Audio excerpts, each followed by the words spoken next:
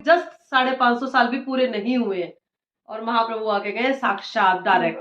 गौर नारायण नहीं आके गए, गौरांग महाप्रभु आके गए, है ना।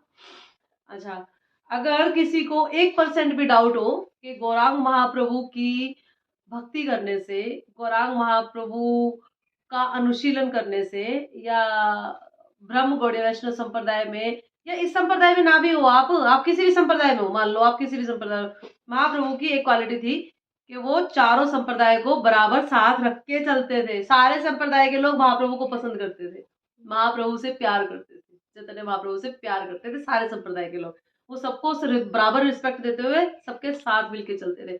अब चाहे तुम ऋषि महाराज को मानते हो, चाहे वो कोई भी बच्चा किसी और को भी मानते हैं, सब जानते हैं चैतन्य महाप्रभु के बारे में, है ना। चाहे आप हमारी इस ब्रह्म गौड़ीय वैष्णव संप्रदाय की लीनेज में नहीं भी हो, तब भी चैतन्य महाप्रभु के बारे में एक सच्चा भक्त हमेशा जानता है ना।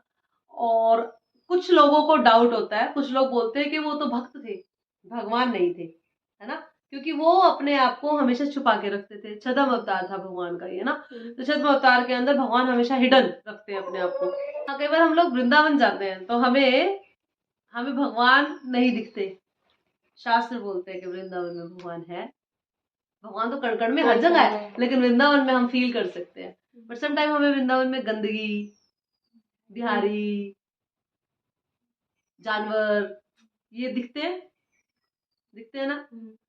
तो इसका मतलब भगवान हमें नहीं दिख रहे हैं, ना भगवान की हमें पोटेंसी फील हो रही है, यानी भगवान ने अपने आप को छुपा लिया है। इसका मतलब हम लायक नहीं है देखने के, क्योंकि और लोगों को तो भगवान दिख रहे हैं, है ना। ऐसे ऐसे बहुत सारे सीनियर शुद्ध भक्त हैं जिनको सिर्फ भगवान दिख रहे हैं वहां पे, लेकिन हमें नहीं दिख रहे हैं। तो इसका मतलब हम लायक नहीं है ना, अभी एलिजिबल नहीं हुए उस चीज के लिए। तो इसी तरह से महाप्रभु छद्म अवतार में आए थे।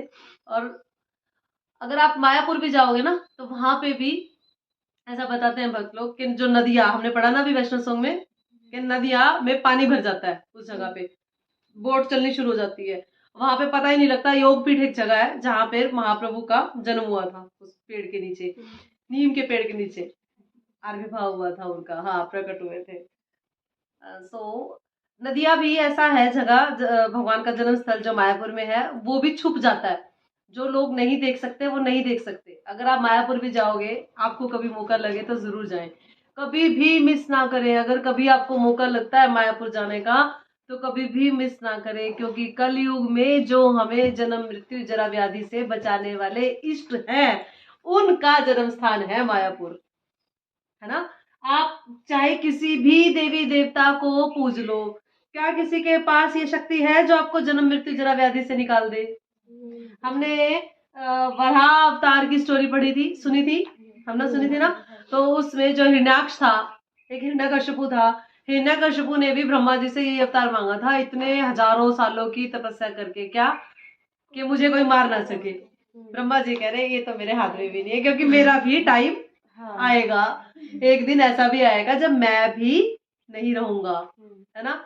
जब वो भी नहीं दे सकते जो हमारे जीवों के परम पिता है, जब ब्रह्मा जी हमें वो वरदान नहीं दे सकते, जन्म मृत्यु जरा व्याधि का चक्कर नहीं काट सकते, तो कौन काट सकता है?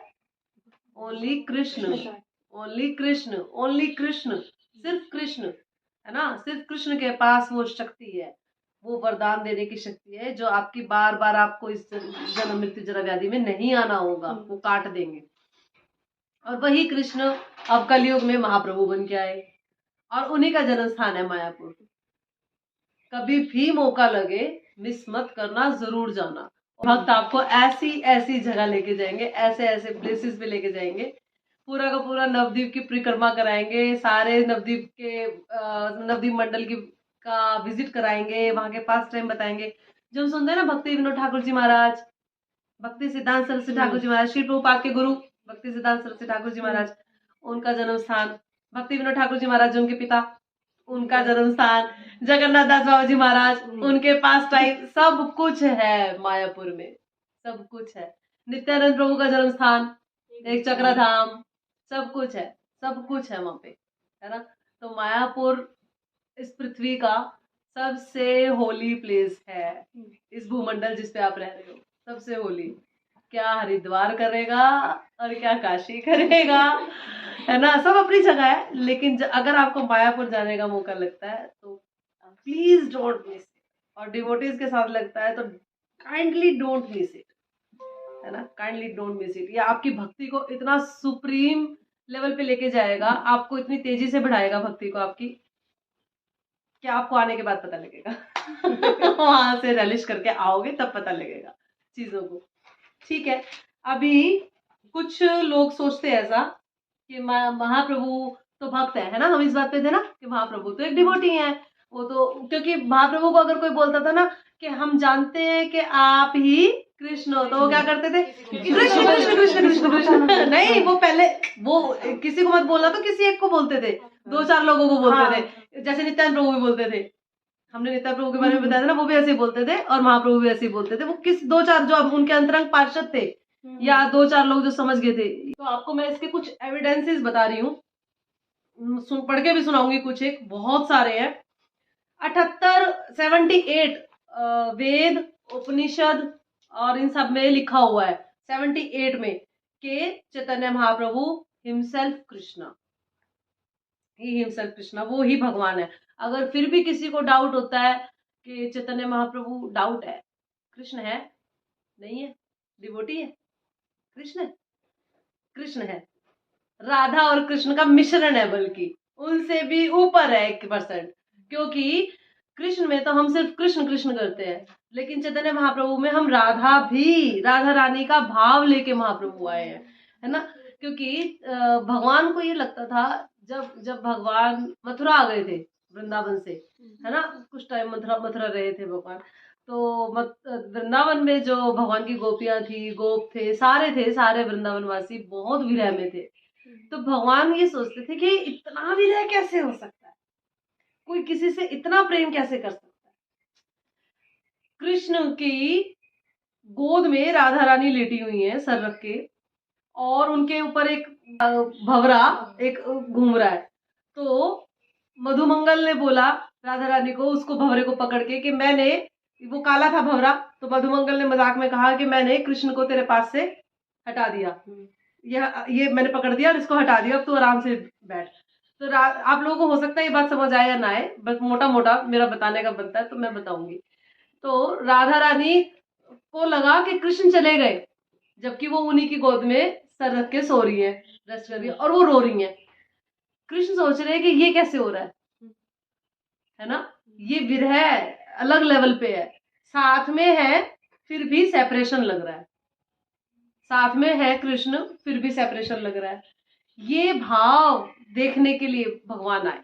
ये भगवान कह रहे कि कोई कैसे किसी को इतना ही प्यार कर सकता है कि वो उसके साथ में है फिर भी वो उसके लिए तड़प रहा है, विरह में। कोई कैसे किसी को इतना प्यार कर सकता है। तो फिर भगवान ने राधा रानी का भाव लिया, चुराया, राधा रानी के भाव के साथ उनका रंग भी चुरा लिया। उनका कॉम्प्लेक्शन चुरा लिया, क्योंकि चैतन्य महाप्रभु गोल्डन कॉम्प्लेक्शन के हैं, है ना, और राधा रानी किस कॉम्प्लेक्शन की है, गोल्डन कॉम्प्लेक्शन की है। हाँ, और आप जब मायापुर अगर जाएंगे तो वहां पर एक गंभीरा एक जगह है जहां पर चैतन्य महाप्रभु के लास्ट डेज गए थे, फिर महाप्रभु अंतर ध्यान हो गए थे। तो बताया जाता है कि वहां पर महाप्रभु को बिल्कुल लास्ट डेज चल रहे थे, तो महाप्रभु इतने विरह में, इतने भाव में थे भगवान के साथ, इतना सेपरेशन फील करते थे कि वो कहीं भी मिलते थे भक्तों को, अपने पार्षदों को, कभी कहीं मिलते थे कभी कहीं मिलते थे, तो भक्तों को लगता था कि उनका हेल्थ खराब हो जाएगा। उन्हें बंद कर दिया था एक कमरे में। जब उन्हें बंद किया गया एक कमरे के अंदर, तो वो रगड़ते थे अपने आप को विरह में आके, है ना, दीवारों से। जब वो अपने आप को दीवारों से रगड़ते थे तो सारी खाल छिलती थी और नीचे से श्याम वर्ण निकल के आता था, गोल्डन कॉम्प्लेक्शन के अंदर से श्याम वर्ण निकल के आता था, जब वो अपने आप को दीवारों पे ऐसे रगड़ रगड़ के अपना सर मारते थे, अपने आप को रगड़ते थे दीवारों पे। तो ब्लड तो लगता ही था, साथ में स्किन जो निकल के आती थी वो श्याम वर्ण यानी कि कृष्ण निकल के आते थे। ये भी एक उदाहरण है। अब मैं आपको सारे जो भी वेद उपनिषद में हमारे पास है 78 के 78 तो बताने का मेरा सामर्थ्य नहीं है, मेरे पास है, बट अभी मैं अगर वो बताने लग जाऊंगी तो मैं पास टाइम कब सुनाऊंगी। तो कुछ एक आपको उदाहरण में बता देती हूँ कि जो वेद उपनिषद ग्रंथ सब एक्सेप्ट करते हैं कि श्री चैतन्य महाप्रभु स्वयं कृष्ण हैं। तो हम ज्यादा कृष्ण कृष्ण के पीछे पड़े रहने की बजाय जो हमारे बिल्कुल नियरेस्ट हैं, जो कलयुग में लोगों का उद्धार करने के लिए आए। कृष्ण ने नहीं कहा मैं कलयुग में लोगों को उद्धार करूंगा, कहीं कोई स्टेटमेंट में नहीं बोला, लेकिन महाप्रभु का ने बोला है कि इसका हरे कृष्णा महामंत्र का जप करो और आपका उद्धार हो जाएगा। महाप्रभु के पास वो क्वालिटीज है, वो कैपेबिलिटी है। ठीक है, आपको बताती हूँ। सबसे पहला है श्री अथर्ववेद पुरुष, हाँ, श्री अथर्ववेद में the supreme lord who becomes one with his blissful hladini shakti appears in the seventh Vivasvan, हाँ सेवंथ, ये जो हमारा था seventh Vivasvan Manvantara in the first part of the 28 Kaliyuga, accompanied by his eternal associates. He instructs the whole world to chant his own, उनका खुद का हरे कृष्णा महामंत्र। O respectable person, which other incarnation besides श्रीमान महाप्रभु चैतन्य देव could be so causelessly merciful as to perform this task? Atharvaveda में ये वर्णन आया है कि कौन हो सकता है चैतन्य महाप्रभु से ऊपर जो इस कलयुग में आया हो और जिसने चैतन्य महाप्रभु, जिसने हरे कृष्णा महामंत्र दिया हो। ब्रह्म वैभव में तृतीय खंड में बताती हूँ मैं आपको अथर्ववेद के। When the demigods prayed to भगवान Shri Krishna requesting him to incarnate on the earth, he said, जब डेमिगोड्स भगवान के पास गए थे कि आप इस धरती पे आए, तो भगवान ने कहा I will appear on the bank of Ganga between the 4th and 5th millennia of the age of Kali, my heart having been satisfied by the prayers of the incarnation of Shankara, Shankara यानी कि Shri Advaitacharya, I will manifest myself as a virtuous and renounced ब्राह्मण सन्यासी। महाप्रभु बाद में सन्यासी बन गए थे, पहले ग्रस्त थे फिर सन्यासी बन गए थे। Devoid of material desires and possessing all transcendental qualities. At that time my complexion will be golden. I will be called Mishra. महाप्रभु के पिता का नाम जगन्नाथ मिश्र है।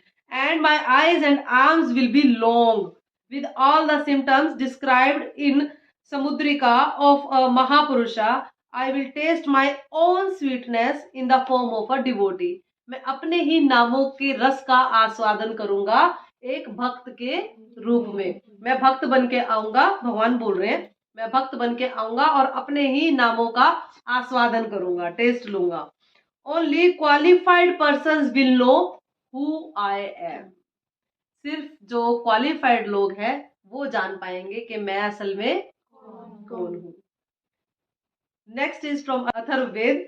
I surrender myself unto the lotus feet of Shri Vishambhar, the super soul. Vishambhar कौन थे अभी हमने पढ़ा था, who maintains and nourishes the entire creation and distributes prem. May he protect me from this material world. ये prayer की जा रही है अथर्ववेद में। आगे सामवेद में, because of Shri Advaitacharya's continuous appeals, I, the Supreme Lord, will appear on the bank of Ganga in Navadvip. I, the fully independent Lord, in the form of Brahman, will accept the renounced order, यानी कि संन्यास, and without taking assistance from anyone, I will adopt the attire of an अवधूता। अवधूता बताया था ना आपको क्या होता है, one who is above all rules and regulations. Avadhuta Nityananda Prabhu के बारे में बताया था ना, अवधूत कौन होते हैं। I will descend along with my eternal associates in order to save the jiva entrapped by the sins of कलयुग। मैं इस कलयुग के जीव जो पाप में फंसे हुए हैं उनको उद्धार करने के लिए आऊंगा। अद्वैताचार्य के बोलने पे, बताने पे ऐसा बोल रहे हैं सामवेद में। आगे चंदोग्या उपनिषद में आता है, श्री चंदोग्या उपनिषद 1.6.6 जाके चेक कर लेना। The fine hair on the lord's face is golden in colour and the hair on his head also shines like gold from the tip of his toes to the top of his head, that self manifest Supreme Lord is golden. Supreme Lord is golden. Shvetashvar उपनिषद में 3.12 में आया है, by his causeless mercy the all pervading super soul in everyone's heart. Sriman Mahaprabhu engages the living being in that process by which they are able to attain the supremely flawless gem of pure bhakti for him. यहाँ पे भी महाप्रभु का जिक्र हो गया। फिर इसी में आया छंदोग्य उपनिषद में, situated in the holy abode Brahmapura, there is a marvelous city which takes the shape of this eight-petaled lotus, a place called Dhara, known famously as Mayapur, is at its center. This is the abode of Supreme Lord Shri Chaitanya, Supreme Lord Shri Chaitanya, the Super Soul, and its most interior region is called अंतर्द्वीप। Shri भविष्य में है, इन कलयुग all the devotees will see my dress in sannyasi whose entire body is washed by tears of joy। अब कलयुग में लोग मुझे एक भक्त के रूप में देखेंगे और जो सन्यासी का रूप धारण किए हुए वेश और जिसकी सारा शरीर खुशी के आंसू से, कौन से खुशी के आंसू? हरि नाम की खुशी के आंसू। श्री मुंडक उपनिषद में 3.1.3 में है, when someone sees the supreme lord he becomes full of knowledge, such a learned soul consequently renounces material attachment, pious and impious activity, and his body created from material nature as well, thus becoming completely free from matter, he gains his supreme friend Ishwar. That supreme soul has an attractive golden complexion, is the creator of the universe and the father of Lord Brahma. जिसका golden complexion है वो ब्रह्मा जी के पिता है और इस universe के creator है। अब वो गोल्डन कॉम्प्लेक्शन में आप जाके देखें इतिहास में और कोई नहीं आया। श्रीमद् भागवतम का 11.5.32, कलयुग में बुद्धिमान व्यक्ति ईश्वर के उस अवतार की पूजा करने के लिए सामूहिक कीर्तन यानी कि संकीर्तन करते हैं जो निरंतर कृष्ण के नाम का गायन करता है। एक बुद्धिमान इंटेलिजेंट व्यक्ति उस व्यक्ति की पूजा करते हैं जो स्वयं क्या करता है, कृष्ण के नाम का गायन करता है, यानी कि महाप्रभु। यद्यपि उसका वर्ण श्यामल कृष्ण नहीं है किंतु वह साक्षात कृष्ण है। वह अपने संगियों, सेवकों, अस्त्रों तथा विश्वास पात्र साथियों के साथ रहता है। श्रीमद् भागवतम में भी वर्णन है। इसका ट्रांसलेशन पढ़ते हैं। यही श्लोक चैतन्य चरितामृत के आदि लीला में कृष्णदास कविराज द्वारा उद्धृत किया गया है। श्री प्रभुपाद ने इस श्लोक की टीका इस प्रकार की है। यह पाठ श्रीमद् भागवतम में आया है। श्री जीव गोस्वामी ने भागवतम पर की गई अपनी टीका क्रम संदर्भ में इस श्लोक की व्याख्या की है, जिसमें उन्होंने कहा है कि भगवान कृष्ण सुनहरे रंग में भी प्रकट होते हैं। ये सुनहरा भगवान कृष्ण भगवान चैतन्य है जिनकी पूजा इस युग में बुद्धिमान लोग करते हैं। इसकी पुष्टि श्रीमद् भागवतम में गर्ग मुनि द्वारा की गई है। इसकी पुष्टि श्रीमद् भागवतम में गर्ग मुनि ने भी की है, जिन्होंने कहा था कि यद्यपि बालक कृष्ण श्यामल है किंतु यह 3 रंगों में लाल, श्वेत और पीले रंग में भी प्रकट होता है। उन्होंने अपने श्वेत तथा लाल वर्णों का प्रदर्शन क्रमशः सतयुग और त्रेता युग में किया, किंतु उन्होंने पीले सुनहरे रंग का प्रदर्शन तब तक नहीं किया जब तक वह भगवान चैतन्य के रूप में प्रकट नहीं हुए, जो गौरहरि के नाम से विख्यात है। अब लाल पीले कैसे हुए ये पूछना चाह रहे हो? लाल जो भगवान वराह रूप में आए थे, वराह लाल थे, और सांवले आपको पता ही है। श्वेत थे जब भगवान हंस अवतार में आए थे। श्यामल आपको पता लग गया, और सुनहरा ये वाला हो गया। श्री जीव गोस्वामी बतलाते हैं कि कृष्ण वर्णम का अर्थ है श्री कृष्ण चैतन्य। कृष्ण वर्णम तथा कृष्ण चैतन्य समतुल्य है, यानी कि बराबर है। कृष्ण नाम भगवान कृष्ण तथा भगवान चैतन्य कृष्ण दोनों में आता है। श्री चैतन्य महाप्रभु भगवान है किंतु वे कृष्ण का वर्णन करने में सदैव लगे रहते हैं। इस तरह वे उनके नाम तथा रूप का कीर्तन करके तथा स्मरण करके दिव्य आनंद पाते हैं। स्वयं भगवान कृष्ण सर्वोच्च उपदेश देने के लिए चैतन्य के रूप में प्रकट होते हैं। वर्णयति का अर्थ है कहता या वर्णन करता।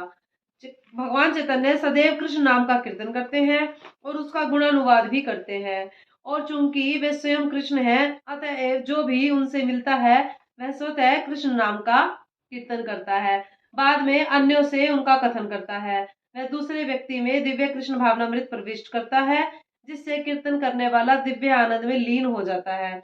इसलिए वह सभी तरह से हर एक के समक्ष कृष्ण रूप में प्रकट होता है, चाहे व्यक्ति रूप में हो या ध्वनि रूप में। श्री चैतन्य का दर्शन करने से ही उसे तुरंत भगवान कृष्ण का स्मरण हो जाता है। इस तरह उन्हें विष्णु तत्व के रूप में ग्रहण किया जा सकता है। दूसरे शब्दों में श्री चैतन्य साक्षात भगवान कृष्ण है। यह एक श्लोक था एक्चुअली, मैं सॉरी इसमें श्लोक नहीं रिसाइट किया। कृष्ण वर्ण तुषा कृष्णम संगोपांगा स्पार्शदम यज्ञ संकीर्तन प्राय जंती ही सुमेधसा। ये श्लोक है, ये बहुत फेमस श्लोक है, हमारे कई भक्त इसको रिसाइट करते हैं कई बार व्यास गद्दी पे बैठ के।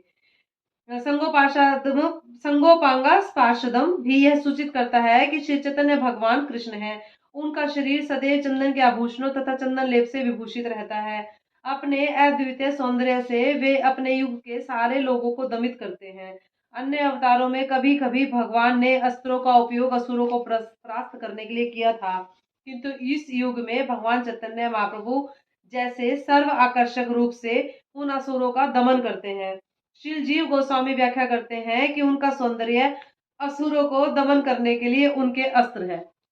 भगवान को इस गौरांग महाप्रभु के रूप में अस्त्रों की जरूरत नहीं थी, उनके सौंदर्य को देख के ही असुर मर जाते थे तो उनकी असुरी पावर मर जाती थी, इसलिए असुर नहीं मर जाते थे। उनके सौंदर्य को देख के, उनका दया भाव देख के चैतन्य महाप्रभु का कि असुर बदल जाते थे। ऐसी ऐसी बहुत सारी लीलाएं आपको सुनाएंगे इसको भी। उनके कर्म असाधारण थे और उनके संगी अद्भुत थे। जब उन्होंने संकीर्तन आंदोलन का प्रसार किया, तब विशेषकर बंगाल और बिहार में अनेक विद्वानों तथा आचार्यों को आकृष्ट किया। श्री चैतन्य के साथ सदा ही उनके श्रेष्ठतम संगी जैसे कि नित्यानंद प्रभु, बलराम जी, अद्वैत प्रभु, हाँ, गदाधर प्रभु एंड श्रीवास रहते थे तथा श्रीवास रहते थे। हाँ, क्या बताया आपने? और गदाधर पंडित और नहीं, सिर्फ श्री राधा रानी है गदाधर पंडित। हाँ, कॉम्बिनेशन ऑफ ललिता सखी एंड श्रीमती राधा रानी।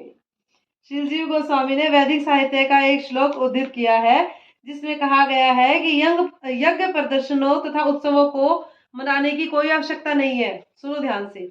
जीव गोस्वामी जो कि 2 स्कॉलर बताए थे मैंने पीछे, हमारी पूरी हिस्ट्री में टोटल 2 स्कॉलर, बहुत बड़े स्कॉलर, जीव गोस्वामी और दूसरे तो वो बोल रहे हैं यज्ञ प्रदर्शनों तथा उत्सवों को मनाने की कोई आवश्यकता नहीं है।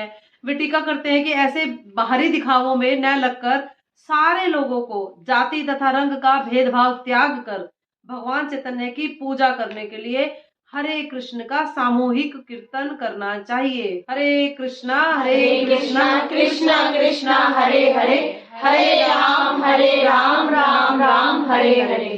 कृष्ण वर्णम तुषा कृष्णम यह सूचित करता है कि कृष्ण नाम को वरीयता प्रदान की जानी चाहिए। श्री चैतन्य ने कृष्ण भावनामृत की शिक्षा दी और कृष्ण नाम का कीर्तन किया। इसलिए श्री चैतन्य की पूजा करने के लिए सभी लोगों को मिलकर हरे कृष्ण महामंत्र का कीर्तन करना चाहिए।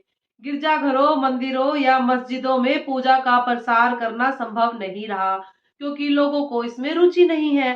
किंतु हरे कृष्ण का कीर्तन कहीं भी किया जा सकता है, ये पूजा नहीं है, है ना, इसे कहीं भी किया जा सकता है। इस तरह से किंतु हरे कृष्ण का कीर्तन कहीं भी किया जा सकता है। इस तरह से श्री चैतन्य की पूजा करते हुए सर्वोच्च कर्म किया जा सकता है और भगवान को तुष्ट करने का सर्वोच्च धार्मिक उद्देश्य पूरा किया जा सकता है।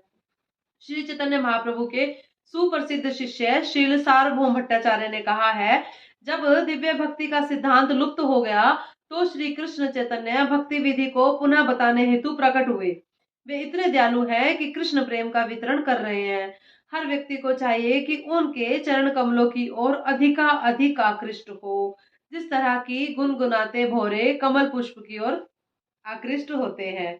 श्री चैतन्य महाप्रभु के अवतार का वर्णन श्री विष्णु सहस्त्र नाम में भी हुआ है, जो महाभारत के दान धर्म पर्व के अध्याय 179 में आया है। श्रील जीव गोस्वामी ने इसका संदर्भ इस प्रकार दिया है, सुवर्ण वर्णो हेमांगो वरांगस चंदना गधी। अपनी प्रारंभिक लीलाओं में वे सुनहले रंग वाले गृहस्थ के रूप में प्रकट होते हैं। उनके अंग सुंदर है और उनका चंदन लेपित शरीर पिंगले सोने जैसा समान है। उन्होंने यह भी उद्धृत किया है कि संन्यास कृच्छम शांतो निष्ठा शांति प्रायण। बाद की लीलाओं में वे संन्यास धारण करते हैं और संभाव तथा शांत रहते हैं। वे शांति तथा भक्ति के सर्वोच्च धाम है, क्योंकि वे निर्विशेषवादी भक्तों को चुप करा देते हैं। अब आपको अगर महाप्रभु के बारे में पढ़ना हो तो महाभारत में भी जान सकते हैं, है ना। महाभारत में भी इसका उल्लेख है। लोगों को ना एक्चुअली स्टोरी सुनना ज्यादा अच्छा लगता है हमेशा, है ना। स्टोरीज हमें अट्रैक्ट करती है ना, कलयुग में हमें फिलोसफी अट्रैक्ट नहीं करती ज्यादा, और भगवत गीता में फिलोसफी है, इसीलिए हमारा माथा चकरा जाता है। ओ कर्म, ओ प्रकृति, ओ ईश्वर, ओ काल, क्या क्या क्या क्या संभाले, कर्म संभाले, ईश्वर संभाले, प्रकृति संभाले, काल संभाले, क्या क्या संभाले, क्या क्या पढ़े, क्या क्या समझे, है ना। बट अगर आपको कथाओं में रुचि है तो उसमें रस तब आएगा जब आपको फिलॉसफी क्लियर होगी। अगर आपको फिलॉसफी क्लियर नहीं होगी तो ये कहानियां बन जाएंगी, कथा नहीं रह जाएंगी। कथाएं भगवान के पास टाइम्स है। कहानियां, जो रोचक कहानियां हम पढ़ते हैं, चाचा चौधरी की कहानी, इसकी कहानी, उसकी कहानी पढ़ते, हम पढ़ते थे चाचा चौधरी, है ना। जो हम लव स्टोरीज और ये सब देखते हैं वो कहानियां हैं जो मन गढ़ंत है। ये कथाएं हैं जो शास्त्रों में वर्णित है, भगवान की पास टाइम्स, भगवान की रोचक कथाएं, लेकिन उनमें रस नहीं आएगा। वो आएगा तो दूसरे टाइप का आ जाएगा। उसमें आप अपने आप को वहां फील करने शुरू हो जाओगे, मैं उस कथा के अंदर हूँ, यानी कि जो भी पास टाइम चल रहा है उसमें मैं प्रेजेंट हूँ। पहली बात तो अगर आपको अपने आप को इस बॉडी से उसमें प्रेजेंट देख रहे हो तो ये तो नामुमकिन है, क्योंकि ये बॉडी तो वहां पर जाएगी नहीं उस लीला के लिए, ये बॉडी आपको छोड़नी पड़ेगी। तो फिर आप कौन सी बॉडी में अपने आप को इमेजिन करते हो। सहजिया लोग ऐसा करते हैं। तो आपको उस पास टाइम में नहीं घुसना। जब आप डिवोशनल प्रैक्टिसेस यानी कि अपना क्या बोलती हूँ मैं, वैदिक साधन भक्ति रेगुलर करते जाओगे तो आपको अपना स्वरूप मालूम हो जाएगा। जब स्वरूप मालूम हो जाएगा then you can enter in that kind of pastimes of Radha and Krishna. Otherwise वो सिर्फ सुनने के लिए अभी और उनका आस्वादन करने के लिए, वहां एंटर करने के लिए नहीं है ना। और उसमें जब आप उसका आस्वादन नहीं होगा जब तक आपको फिलोसफी क्लियर नहीं होगी। अभी मैं आपको अगर महाप्रभु के बारे में फिलोसफी ना बताऊं और सीधी कथाएं बतानी शुरू कर दूं, आप इतना रेलिश नहीं कर पाओगे जितना मैं आपको एविडेंस दूंगी। पहले फिर मैं बताऊंगी कि महाप्रभु का आने के क्या कारण थे, बाह्य और आंतरिक। Then we will go on pastimes, उनकी लीलाएं क्या थी, है ना। पहले हम इस पे ट्रस्ट तो करें कि चैतन्य महाप्रभु, बोलने से ट्रस्ट नहीं होता है ना। मैंने बोल दिया और आपने मान लिया, मैं कौन। हम समझ रहे हैं इस बात को। शास्त्रों से मिलते हैं सारे एविडेंस। अगर शास्त्रों से मिलते हैं तो वो बात पक्की है, मोहर लगा दो उसके ऊपर। और नहीं मिलते हैं तो वो बात पक्की नहीं है। एज सिंपल एज दैट, है ना। तो अभी हम आगे चलेंगे। एविडेंसेस बहुत सारे हैं, एनीवेज कोशिश करते हैं। हाँ, Shrimad Bhagavatam 1.3.26। Shri Suta Goswami spoke to Shaunak and the other sages, O rishis, just as thousands of rivulets flow from a fathomless and inexhaustible lake, innumerable incarnations of the Lord emanate over the course of time। सूत गोस्वामी बता रहे हैं सोनक आदि ऋषि को। पहले बताया था सुखदेव गोस्वामी ने परीक्षित महाराज को। 3 कन्वर्सेशन चल रही है श्रीमद् भागवतम में। सुखदेव गोस्वामी बता रहे परीक्षित महाराज को, फिर उसमें कथा के अंदर बहुत सारे बैठे हैं, इवन व्यास देव भी बैठे हैं जिन्होंने सुखदेव गोस्वामी को, जो उनके पिता है ना। फिर सूत गोस्वामी सुन के गए, फिर उन्होंने जाके बताया नैमिषारण्य के ऋषि को, जिनके अंदर सारे के सारे सोनक आदि ऋषि भी थे नैमिषारण्य में। और तीसरा वार्ता चल रहा है विदुर जी और मैत्रेय मुनि का संवाद है। तीसरा जो 3 कन्वर्सेशंस इकट्ठी चल रही है साइमल्टेनियसली। तो मैं कहा थी, over the course of time from the ocean of pure goodness विशुद्ध सत्व Shri Hari, thus at the beginning of the age of Kali, in order to protect Bhagavad Dharma from harm caused by the offenders, Shri Hari appears in form of Shri Gauranga। Gaurang महाप्रभु के रूप में आए हैं। क्या किस लिए आए हैं? हाँ, भागवत धर्म को बचाने के लिए चैतन्य महाप्रभु आए। ठीक है, 1.3.26 यस 1.3.26 यस।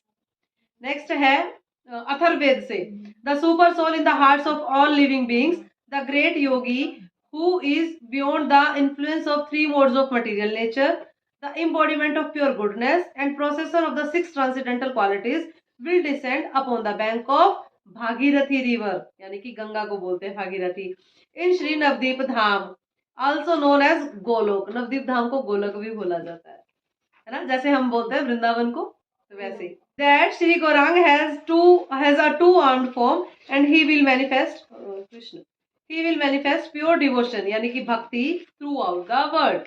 शुद्ध प्रेम भक्ति देने के लिए महाप्रभु आए थे, ऐसा अथर्ववेद बता रहे हैं। ये अथर्ववेद में the supreme personality of godhead Bhagavan who is known by Vedanta, the super soul, premier lord and original cause of the universe is Shri Chaitanya महाप्रभु।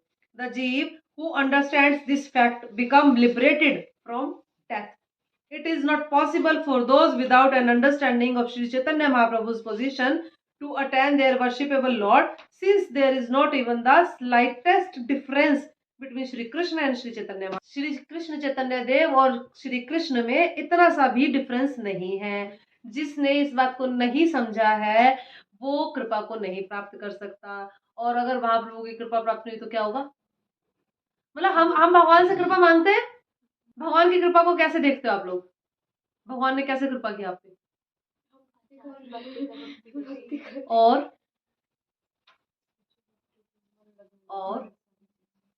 भगवान की कृपा का असली मतलब होता है भगवान की प्रेम भक्ति मिलना। अगर आपको भगवान की प्रेम भक्ति मिल रही है तो यानी आप पे कृष्ण कृपा कर रहे हैं, नहीं तो ये जो मटेरियल चीजें हैं सारी डेमिगॉड्स देवी देवता दे देते हैं, भगवान ने अपॉइंट कर रखे हैं, उनको देने की जरूरत नहीं है। तो कृष्ण की कृपा का मतलब है आपकी भक्ति बढ़ रही है तो आप पे कृष्ण की कृपा हो रही है, और कृष्ण सब पे कृपा नहीं करते हैं। कृष्ण डायरेक्ट सब पे कृपा नहीं करते, वो बचते हैं। अगर आपने कृष्ण को ही मांग लिया, कृष्ण से कृष्ण को मांग लिया, अब आपकी कोई फेवरेट चीज हो आपके पास, है ना, मैंने ये उदाहरण पहले भी दिया हुआ है ना कई बार, कोई फेवरेट चीज आपके पास और उसके अलावा भी कुछ एक चीजें हो रहा है, आपको क्या लगता है आपकी फ्रेंड ना आपकी फेवरेट चीज ना देख ले बस तो ये ले जा, ये भी ले ले, देखिए कितना अच्छा है, ये ले, उसको अंडे में दबा के रखते हो, इजंट इट? ये इसमें नजर ना पड़ जाए, क्योंकि पड़ेगी तो मैं मना करना मुश्किल हो जाएगा मेरे लिए। रिलेशनशिप ऐसा ना खराब नहीं कर सकते, वही है भगवान यही करते हैं डेमिगॉड्स को देके, तो ये ले ले, चल जा, नौकरी ले, तथास्तु, अच्छा स्वास्थ्य तथास्तु, सुंदरता तथास्तु। मैं सुन रही थी भक्तों को, भक्त बोलते हैं अब अभी ये मिस यूनिवर्स वगैरह होने लग गई है ना, क्या मिस यूनिवर्स है ये? हमारी बॉडी में 9 छिद्र है, 9 छिद्र से क्या निकलता है? पुष्प? सुगंध? क्या झड़ता है? गंदगी निकलती है। जब हमारा शरीर इस लेवल पे है जिसके 9 छिद्रों से सिर्फ और सिर्फ गंदगी निकलती है, हम मिस यूनिवर्स बन के बैठे हुए हैं, बताओ कुंडली मार के। क्या मिस यूनिवर्स? अंधों में काना राजा नहीं होता, सारे अंधे, उनमें एक काना राजा, ये हमारा राजा है, वो भी काना है, वही miss universe, miss India, miss जो भी मिसेस जो भी है वो सारी यही है। अंधों में एक काना राजा खड़ा कर दिया, मिस यूनिवर्स। अप्सराएं बेचारी थूकती हैं अप्सराएं शर्म आ जाती है उनको, ये मिस यूनिवर्स चलो आए वो थूकती है इनके ऊपर, क्योंकि इंद्रलोक की अप्सराएं ही इतनी यंग है, इतनी सुंदर है, वो हमेशा यंग रहती हैं, तो कभी बूढ़ी नहीं होती। अब वो पता है ना हमारे प्लेनेट से ऊपर के प्लेनेट्स में क्या नहीं है? 2 चीजें, हाँ, जरा और व्याधि नहीं है, बीमारी और बुढ़ापा नहीं है हमारे से ऊपर के प्लेनेट्स में, है ना, तो बूढ़ी भी नहीं होती है। हमारी तो मिस यूनिवर्स देखो अभी प्लास्टिक सर्जरी करा के क्या ही बेचारी ने बोटॉक्स करा के क्या ही हाल कर लिया, है ना। सोचो ये हमारी मिस यूनिवर्स है, हमारे कितने स्टैंडर्ड्स कितने लो हैं हम सबके ना, इससे पता लगता है हम कितने लो है, इससे पता लगता है हम कितने लो, हम शरीर से बस मनुष्य है, सोच से यहाँ से कैसे है, टेस्ट से कैसे है, सच है, सच बोला। हाँ बिल्कुल। और जानवरों में भी कैटेगरीज है, जानवरों में भी कोई सुअर की सोच का है, कोई कुत्ते की सोच का है, ऐसा भी है, ये भी हाल है, कोई शेर की सोच का है, मार काट खाने पीने का चाहिए सारा दिन बस, तो हम यहाँ से कैसे ये सोचना चाहिए हम, है ना, बस शरीर मनुष्य का लेने से कुछ नहीं होता।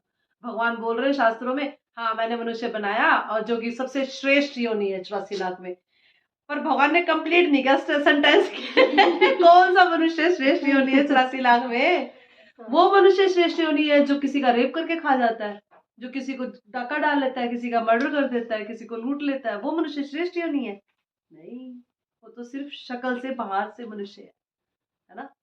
मनुष्यों में भी बहुत सारी कैटेगरीज है, 4 लाख प्रकार के मनुष्य हैं। उनमें से एक मनुष्य जो भक्त है वो है, वो डिजर्व करते हैं ये सारी चीजें। ठीक है, हाँ महाभारत में भी बताया जा रहा है, श्री महाभारत में बताया जा रहा है 149.92 में, the supreme lord will appear in the age of Kali with a golden complexion, his body will be smeared with the sandalwood pulp, he will accept the sannyas order and he will be peaceful, he will be utterly absorbed in devotion। इस तरह से करके गरुड़ पुराण में भी है। गरुड़ पुराण किसी के desk पे पढ़ा जाता है ना, गरुड़ पुराण, उसमें भी महाप्रभु के बारे में उल्लेख किया गया है कि महाप्रभु ही भगवान है। गरुड़ पुराण में ये है, in the first period of Kaliyuga I will fully manifest myself as son of Sachi Devi in Mayapur, in Shri Mayapur Navadweep. हर घर में गरुड़ पुराण जरूर पढ़ा गया होगा, क्योंकि मौतें तो होती रहती है, लेकिन लोग अगर ध्यान से सुने तो उन्हें समझ आ जाएगा। लेकिन हमारा प्रॉब्लम क्या है कि हम गरुड़ पुराण सिर्फ उस आत्मा के लिए रखते हैं जो बेचारी निकल ली, हमें कोई कंसर्न नहीं है हमें कोई कंसर्न नहीं है कि क्या गरुड़ पुराण की शिक्षाएं हैं। हम भी कभी उस पंडित के पास बैठ के पूछ ले, 2 बात सीख ले उससे, सुन ले उससे। आदि पुराण में बताया गया है, the lord says I always protect my devotees in my eternal form as a devotee and the best of brahmanas. Brihad Bhagavatamrita 1.1.3 Shri बृहद भागवतामृत, ये मैंने चेक भी किया था, क्रॉस चेक किया था, क्योंकि मेरे पास बृहद भागवतामृत है। Comparing his love for the devotees with theirs of him for him, स्वयं भगवान Shri Krishna concluded that his devotees love is full of a special sweetness. Desiring to experience the prema of his devotees, he appeared in the all auspicious golden form of a sannyasi devotee famous by the name of Shri Krishna Chaitanya Mahaprabhu. May that son of Sachi Devi Gaur Hari ever be victorious। बृहद भागवतामृत में। ठीक है, अभी आपको बताएंगे भगवान की कुछ क्वालिटीज चैतन्य महाप्रभु की। ये है समुद्री का एक ग्रंथ है, उसके अंदर दी गई है चैतन्य महाप्रभु की 32 क्वालिटीज आती है, जो कि समुद्री का नामक ग्रंथ में दी गई है। 32 क्वालिटीज हम लोग डिस्कस करते हैं श्री चैतन्य महाप्रभु की, जो कि आम नहीं है, अमरूद है। मजाक कर रही थी ठीक है। अब महापुरुष ग्रेट, जो चैतन्य महाप्रभु की मतलब कि जो कि हाँ ठीक है, करते हैं इसको। महापुरुष great personality is distinguished by 32 symptoms. ये 32 के 32 सिम्टम्स जिस व्यक्ति के अंदर होंगे, 32 के 32, एक दो देख सुन के मत बोलना ये इनमें से एक दो तो मेरे भी मैच करते हैं बताऊंगी बाद में, एक दो तो मेरे भी मैच करते थे, इसलिए ना एक दो सुन के ही मत बोलना कि we are in the lineage of great personalities और महापुरुष में भी महापुरुष हूँ। नहीं, जिसके अंदर ये 32 के 32 है वो उसके ये सिम्टम्स होते हैं। 5 bodily features must be long, the nose, arms, chin, eyes and thighs. 5 bodily features must be fine, the skin इतनी फाइन, फ्लॉलेस स्किन, हमें तो फाउंडेशन लगा के करनी पड़ती है तब भी नहीं होती बेचारी। हेयर, नक्कल्स, ये नक्कल्स, और teeth and body hair. 7 body features must be reddish, the corner of his eyes, soles of his feet, palms of his hands, reddish, pinkish नहीं, पिंकिश है ये, रेडिश और पिंकिश में फर्क होता है ना।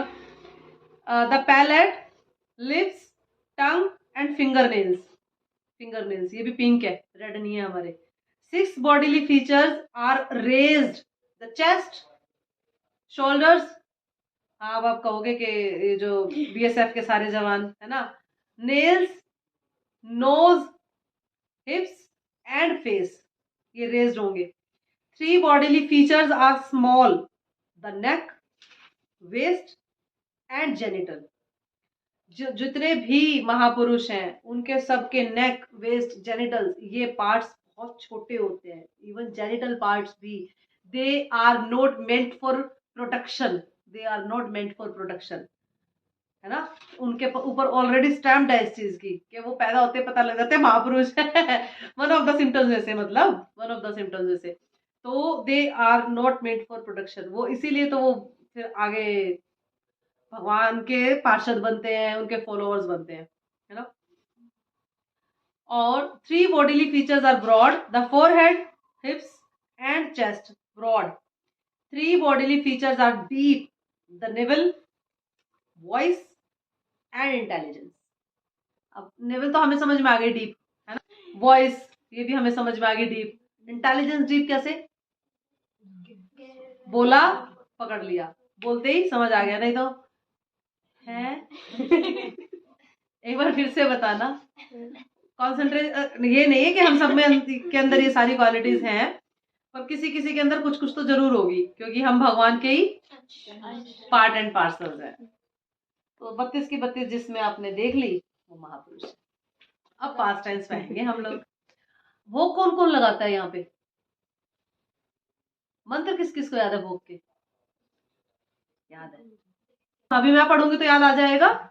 नमो महावदान्याय, याद तो है और लुटोगे। याद तो है। किसको बोलते हो ये? क्यों? क्योंकि वो है। सिंपल।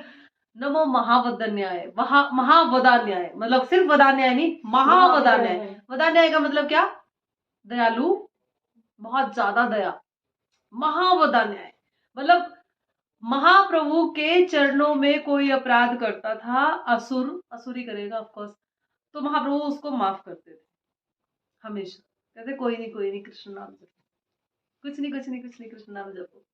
तभी महाप्रभु ने हमें वो 8 श्लोक दिए जो मैंने मीनल से बोला है कि आप लोगों को याद कराए। महाप्रभु का दिया हुआ श्लोक है वो, कर्णादपि सुनिचे न तरोरपि सहिष्णुना। तो महाप्रभु ने खुद अप्लाई किया ना अपने ऊपर, इन अ फॉर्म ऑफ डिवोटी, भक्त के रूप में आके उन्होंने अपने ऊपर इसको अप्लाई किया है, फिर लोगों को दिया है।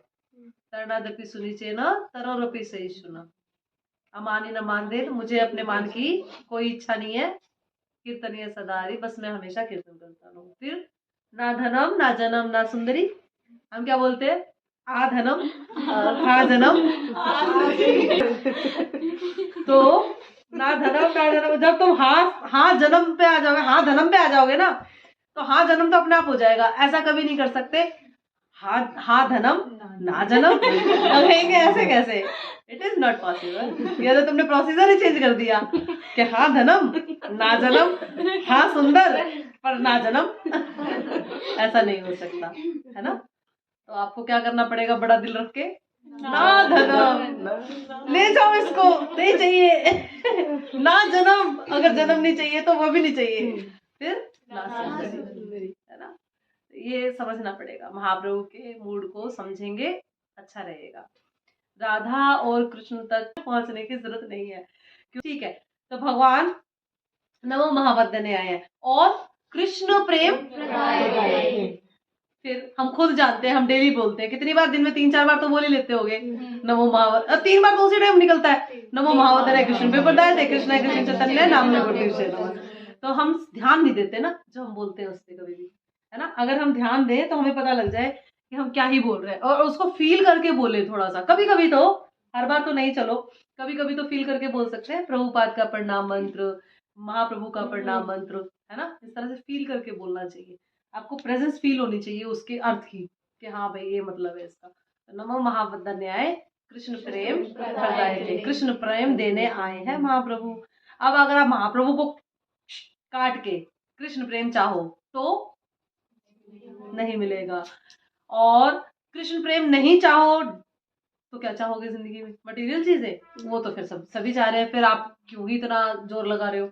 हाँ, और ये सोचो कि चलो भाई, एक्चुअली शुरू में मेरी थॉट थी जब मैं इस कॉल से जुड़ी थी कि मटेरियल लाइफ भी गुडी गुडी चलती रहेगी, थोड़ा भगवान का भी नाम अच्छा लेती, सब अच्छा हो जाएगा।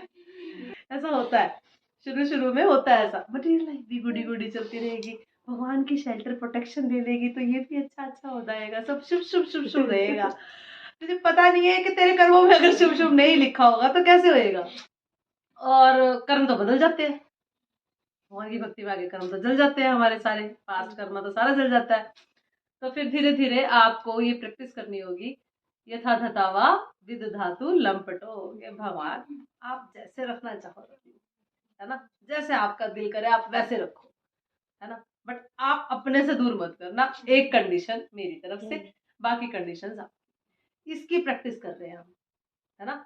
हमें अगर मटेरियल चाहिए तो बाहर कृष्ण से ज्यादा अच्छे बैठे हैं बाहर, डेविगोड जो उन्होंने दे रखे हैं ना, अपॉइंट कर रखे हैं, भगवान कह रहे हैं मेरे पास की जरूरत नहीं है, मेरे से बढ़िया देंगे वो, है ना। अगर मटेरियल चीजें चाहिए तो वहां जाओ, लेकिन नुकसान है, नुकसान है, बार बार जन्म लोगे, बार बार मरोगे, बार बार बुढ़ापा आएगा, बार बार बीमारी आएगी, इस प्लेनेट पे नहीं आओगे तो किसी और प्लेनेट पे चले जाओगे, फिर किसी और पे चले जाओगे, फिर किसी और पे चले जाओ, ऐसे ही धक्के खाते रहेंगे हमेशा। अब तक खा रहे, जीव इटर्नल है ना, जीव शाश्वत है, कभी अलग नहीं, खत्म नहीं होता, हम जीव है और हम अब तक खा रहे हैं। बताओ, यानी कि भगवान आए थे जब 5000 साल पहले, तब भी हम थे, आज भी भगवान किसी ना किसी प्लेनेट पे अपनी लीला कर रहे हैं, तब भी हम है। हमारा मन ही नहीं भर रहा इस संसार से, है ना, नहीं भर रहा ना, हमारा मन नहीं भर रहा, यहाँ से, यहाँ के अटैचमेंट्स नहीं छूट रहे, हमारे आकर्षण नहीं छूट रहे, हमारा मन ही नहीं भर रहा। तो महाप्रभु बोल रहे हैं कोई बात नहीं, तेरा मन नहीं भर रहा तो एक काम कर ले, मेरे कहने से हरे कृष्णा महामंत्र का जप कर, जितना हो सके कर ले, बाउंड मत कर खुद को, 2 माला 4 माला 6 माला 8 माला 10 माला 16 माला, है ना, कर ले, ये कर ले, और कुछ मत कर, मेरे कहने से ये कर ले।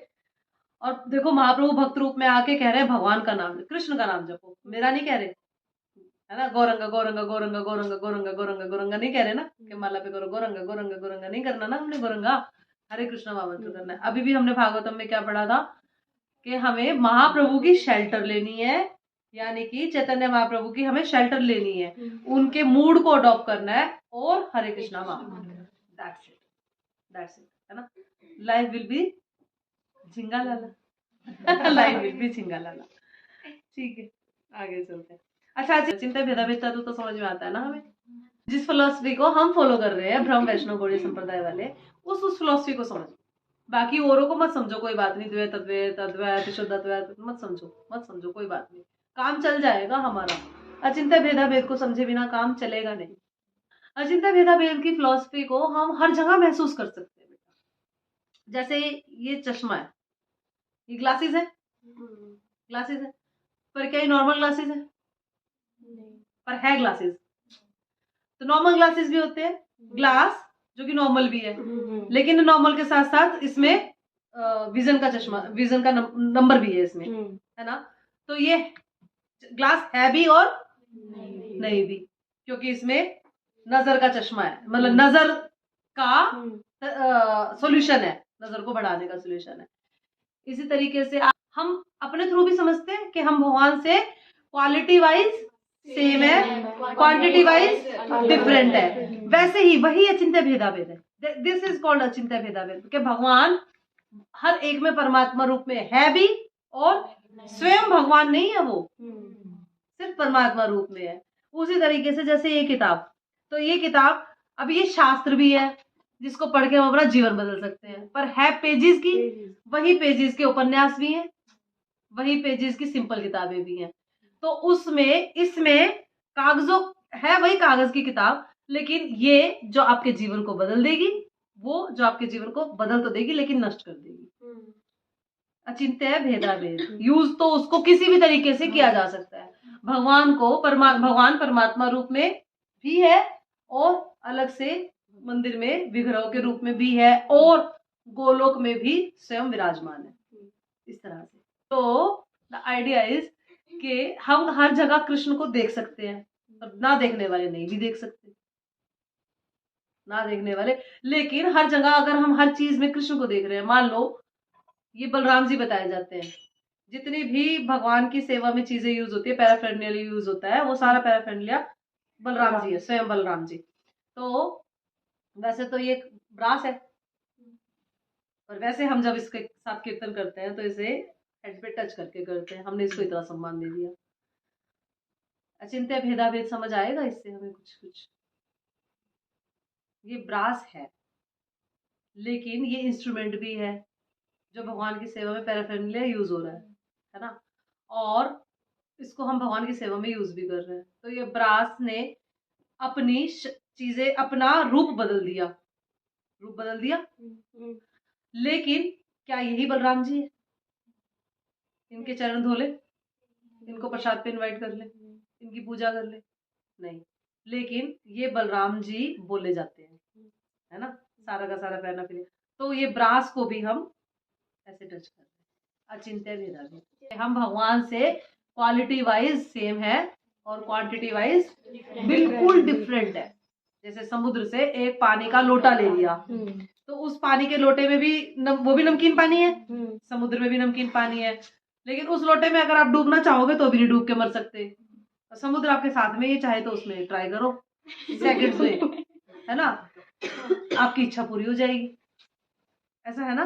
लेकिन लोटे में हम चाहे तो भी अपनी नाक भी नहीं घुसाड़ सकते, बॉडी तो दूर की बात है। वो क्वांटिटी वाइज डिफरेंट है और क्वालिटी वाइज सेम है। That is called Achintya Bhedabheda. लेकिन वो है वही नमक का पानी। हाँ, कृष्णदास कविराज गोस्वामी चैतन्य चरितमृत के आदि लीला में, चैतन्य चरितमृत आपको पता क्या है? चैतन्य चरितमृत किसी को पता है क्या है? जिसमें चैतन्य महाप्रभु के बारे में। अब आपको चैतन्य महाप्रभु की इंपॉर्टेंस का पता लगा, तब आपको पता लगा कि चैतन्य चरितमृत आपके पास होनी चाहिए या नहीं। श्रीमद् भागवतम से भी पहले चैतन्य चरितमृत होनी चाहिए। अगर आप श्रील प्रभुपाद की जीवनी को समझोगे ना, तो श्रील प्रभुपाद ने ट्रांसलेट करते करते श्रीमद् भागवतम को रोक दिया और चैतन्य चरितमृत को ट्रांसलेट किया, और सिर्फ 18 महीनों में 11,000 वर्सेस को ट्रांसलेट कर दिया था चैतन्य श्रील प्रभुपाद ने, पूरा का पूरा। और चैतन्य चरितमृत के 9 बुक्स, हाँ 9 वॉल्यूम्स आते हैं, पढ़ना चाहिए। श्रीमद् भागवतम से पहले होनी चाहिए आपके पास चैतन्य चरितमृत, क्योंकि आप अगर महाप्रभु को इतना महावदान्याय बोल रहे हो दिन में 6 बार भोग लगाते हुए, इतना आपको समझ में आ गया है कि वही आपको जन्म मृत्यु जरा व्याधि से छुड़ाने वाले हैं, वही कृष्ण प्रेम प्रदान करने वाले हैं, तो उनकी जीवनी के बारे में पढ़ना नहीं चाहिए? क्या लगता है? Think about it. Chaitanya Charitamrita Gaudiya Vaishnava के हर घर में होनी चाहिए, हर घर में हमेशा होनी चाहिए, हमेशा। और चैतन्य चरितमृत बहुत ईजी है पढ़ने में भी और समझने में भी, बहुत ईजी है। श्रीमद् भागवतम नहीं है, उसमें फिलॉसफी है बहुत ज्यादा। चैतन्य चरितमृत में कहीं फिलॉसफी नहीं है, सारा का सारा है, सारा चैतन्य चरितमृत में यही। महाप्रभु बड़े हुए, फिर उनकी पौगंड लीला, पहले बाल्यावस्था, फिर पौगंड लीला, फिर उसके बाद महाप्रभु आज इसके घर जा रहे हैं, वहां कीर्तन कर रहे हैं, आज वहां प्रसाद पा रहे हैं, आज उसने इन्वाइट किया, वहां कीर्तन कर रहे हैं, वहां प्रसाद पा रहे हैं। एक्चुअली में महाप्रभु हमें शिक्षा दे रहे हैं कि हमें कुछ नहीं करना, कीर्तन करना, लेकिन लोगों को लगेगा ये तो निकम्मे है। कोई बात नहीं, अगर हम निकम्मे होके भी अपना बर्थ एंड डेथ का साइकिल को खत्म कर सकते हैं तो प्रॉब्लम क्या है? उनकी लैंग्वेज में निकम्मे, उनसे करवा के देखो फिर जपा, उनको कहो कर कीर्तन, है ना, नहीं कर पाएंगे वो। उनको कहो सिर्फ प्रसाद पाना है, नहीं, दुनिया की सारी दौलत ले ले, सिर्फ प्रसाद नहीं पा सकते, है ना, तेल निकलता है। तो वो जब ऐसे बोलते हैं कि वेले लोग हैं, खाली पड़े और कोई काम नहीं है इनके पास, तो तुम करके दिखाओ, तुम्हारा तेल निकलेगा, है ना, ठीक है। हाँ, तो मैं बता रही थी कि चैतन्य चरितमृत आदि लीला चैप्टर 1 में भगवान के कई अवतारों का वर्णन किया गया है। तो कृष्णदास कविराज गोस्वामी कह रहे हैं कि सारे अवतारों में भगवान के सिर्फ एक चैतन्य महाप्रभु का अवतार, जो कि पिघले हुए सोने के समान है, जिनका वर्ण, वो ही सिर्फ प्रेम भक्ति दे सकते हैं, और कोई भगवान का अवतार प्रेम भक्ति नहीं देता। कोई अवतार सुना आपने पीछे इतिहास में? मुख्य 24 अवतार थे भगवान के, बाकी तो असंख्य अवतार है, मुख्य 24 अवतार है। उसमें से भी जयदेव गोस्वामी कृत 10 अवतार है, दशावतार स्त्रोत हम पढ़ते हैं जो। तो किसी का सुना, किसी ने नरसिंह भगवान ने प्रेम भक्ति दे दी हिरण्यकशिपु को? जा, नहीं।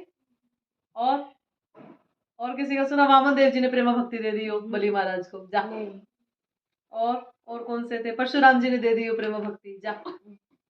किसी ने नहीं दी, किसी ने नहीं दी। कितने अन्य अवतार है, सिर्फ चैतन्य महाप्रभु, श्री कृष्ण चैतन्य महाप्रभु। ठीक है।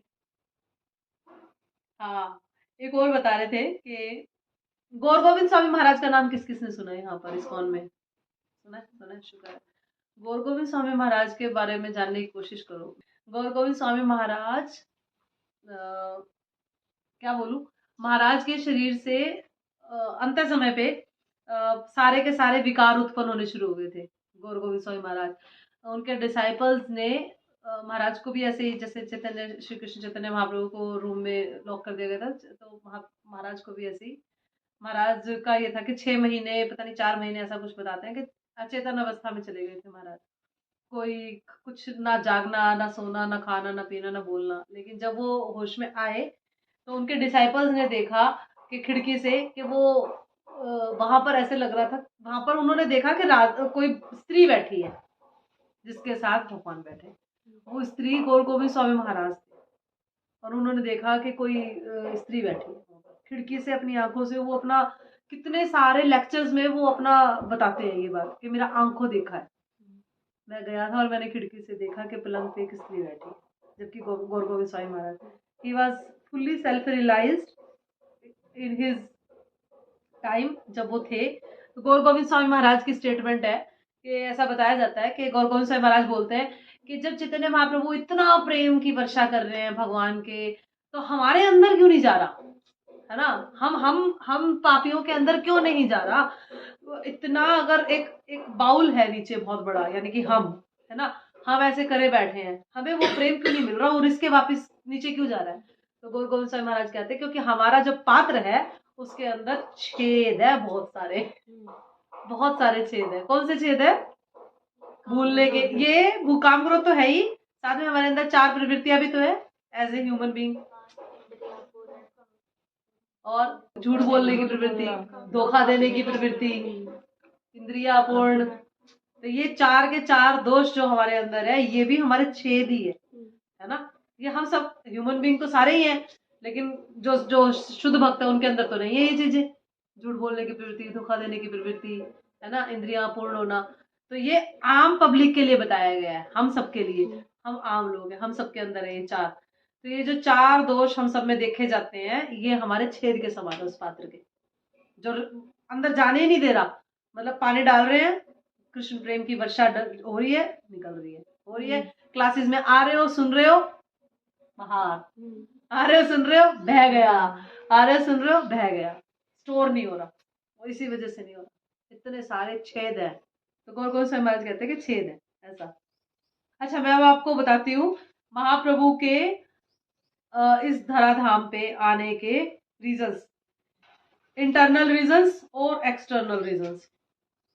पहला रीजन था युग धर्म की स्थापना करना। क्या है युग धर्म? युग धर्म क्या है? हरिनाम संकीर्तन, हरि हरि बोल। तो इसीलिए जब भी कभी भी कहीं भी आपको संकीर्तन होता दिखता है, आपको जरूर पार्टिसिपेट करना चाहिए, जरूर से जरूर करना चाहिए, चाहे थोड़ी देर के लिए ही चाहिए, सही समय की व्यवस्था देखते हुए, लेकिन अपने आप ये आपको चैतन्य महाप्रभु के नजदीक लाए। जितना आप हरिनाम संकीर्तन अटेंड करेंगे, भक्तों के संग में कीर्तन करेंगे, उतना आपको चैतन्य महाप्रभु की कृपा मिलेगी। और चैतन्य महाप्रभु की कृपा का सीधा सीधा मतलब भगवान की प्रेम भक्ति, सीधा सीधा मतलब चैतन्य महाप्रभु। और दूसरा रीजन था उनका उन्नत उज्जवल रस का वितरण करने आए थे। कौन सा उन्नत उज्जवल रस? हाँ, भगवान की प्रेम भक्ति, यही है उन्नत उज्जवल रस, सबसे ऊपर वाला रस। प्रेम भक्ति कौन सी? सखा प्रेम, वात्सल्य प्रेम, कौन सी प्रेम भक्ति? किसी ने बोला माधुर्य, किसी ने बोला दास्य। अच्छा, साख्य और वात्सल्य कुछ नहीं, शांत कुछ नहीं, बीच में खा गए। एक्चुअली प्रेम भक्ति तो हर जगह है, दास्य से शुरू होती है। हम लोग तो अभी दास्य के मूड में सेवा करते हैं भगवान की। हम सारे ब्रह्म गौड़ीय वैष्णव संप्रदाय वाले लोग, हम दास रूप में सेवा करते हैं भगवान की। ये वो वाला दास नहीं है जो सिर्फ नौकरी कर रहा है पैसों के लिए, ये वो दास नहीं है जो हायर कर रखा है, जिसको सैलरी मिल रही है, जो अपना काम कर रहा है और निकल रहा है किसी भी कॉर्पोरेट में। ये वो वाला दास है जिसको, जो प्रेम में सेवा कर रहा है भगवान की। तो वो प्रेमा भक्ति तो वहां से शुरू हो गई। फिर आप कौन सी प्रेमा भक्ति की बात कर रहे हो? ये तो 5 है, इसके अलावा भी और है। 11 रस है। हाँ, मतलब 11 और सारे के सारे डिपेंड करता है। नहीं, नॉट सारे प्रेमा भक्ति में आते हैं, क्योंकि कंस था, वो भी एक रस में था, है ना। शिशुपाल था, वो भी एक रस में था। ये सारे जितने भी असुर थे ना, जो भगवान के हाथों से निकले हैं, मरे हैं, वो सारे रस में थे, पर वो इन 5 रसों में नहीं थे। तो हमें तो अभी महाप्रभु ने ये 5 रस वाली बात करी। 5 में भी महाप्रभु हमें पहले दास्य रस की बात करते हैं, सबसे पहले दास्य रस, क्योंकि उसमें इनबिल्ट है सारे रस। ठीक है, आगे चलते हैं। और तीसरा रीजन है, ये कौन से रीजन बता रही हूँ मैं आपको, एक्सटर्नल के इंटरनल? एक्सटर्नल रीजन है। अद्वैताचार्य की प्रार्थना से आए थे। उस टाइम मायावाद का पूरा प्रचार था। मायावाद समझ आ रहा है हमें क्या है? चाहे निराकारवादी हो, चाहे शून्यवादी हो, चाहे निर्विशेषवादी हो, ये सारे मायावादी में आते हैं। आप चाहे निराकारवादी उठा लो, भगवान का कोई आकार नहीं है। क्यों नहीं है भगवान का आकार? है भगवान का आकार, शास्त्र बोल रहे हैं भगवान का आकार है, हम एक्सेप्ट करते हैं। निर्विशेषवादी, वो भी शून्यवादी, सब शून्य है, सब जीरो है। एक वो जो एक होने वाले होते हैं, है ना, ये सारे के सारे मायावाद में आते हैं। तो उस टाइम मायावाद का इतना प्रचार था, तो अद्वैताचार्य भक्त है भगवान के, बहुत अच्छे, स्वयं विष्णु भी है, महाविष्णु। तो उन्होंने बहुत प्रार्थनाएं की, आ जाओ आ जाओ आ जाओ आ जाओ आ जाओ, आपकी पृथ्वी पे, इस धराधाम पे बहुत जरूरत है, मायावाद बहुत फैला हुआ है। फिर बाद में लास्ट में अद्वैताचार्य बोल रहे, आ रहे हो या मैं पूरी पृथ्वी को नष्ट कर दूं?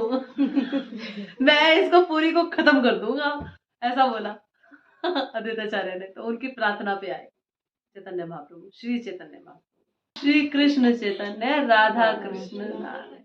राधा कृष्ण से अलग नहीं है श्री कृष्ण चैतन्य। ठीक है, इंटरनल रीजंस देखते हैं इनके।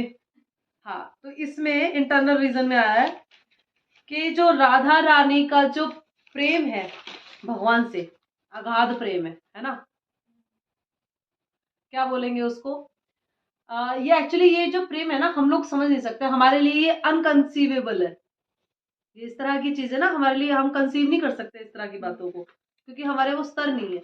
बट अगर हम सुनेंगे नहीं तो स्तर कभी बनेगा भी नहीं, है ना।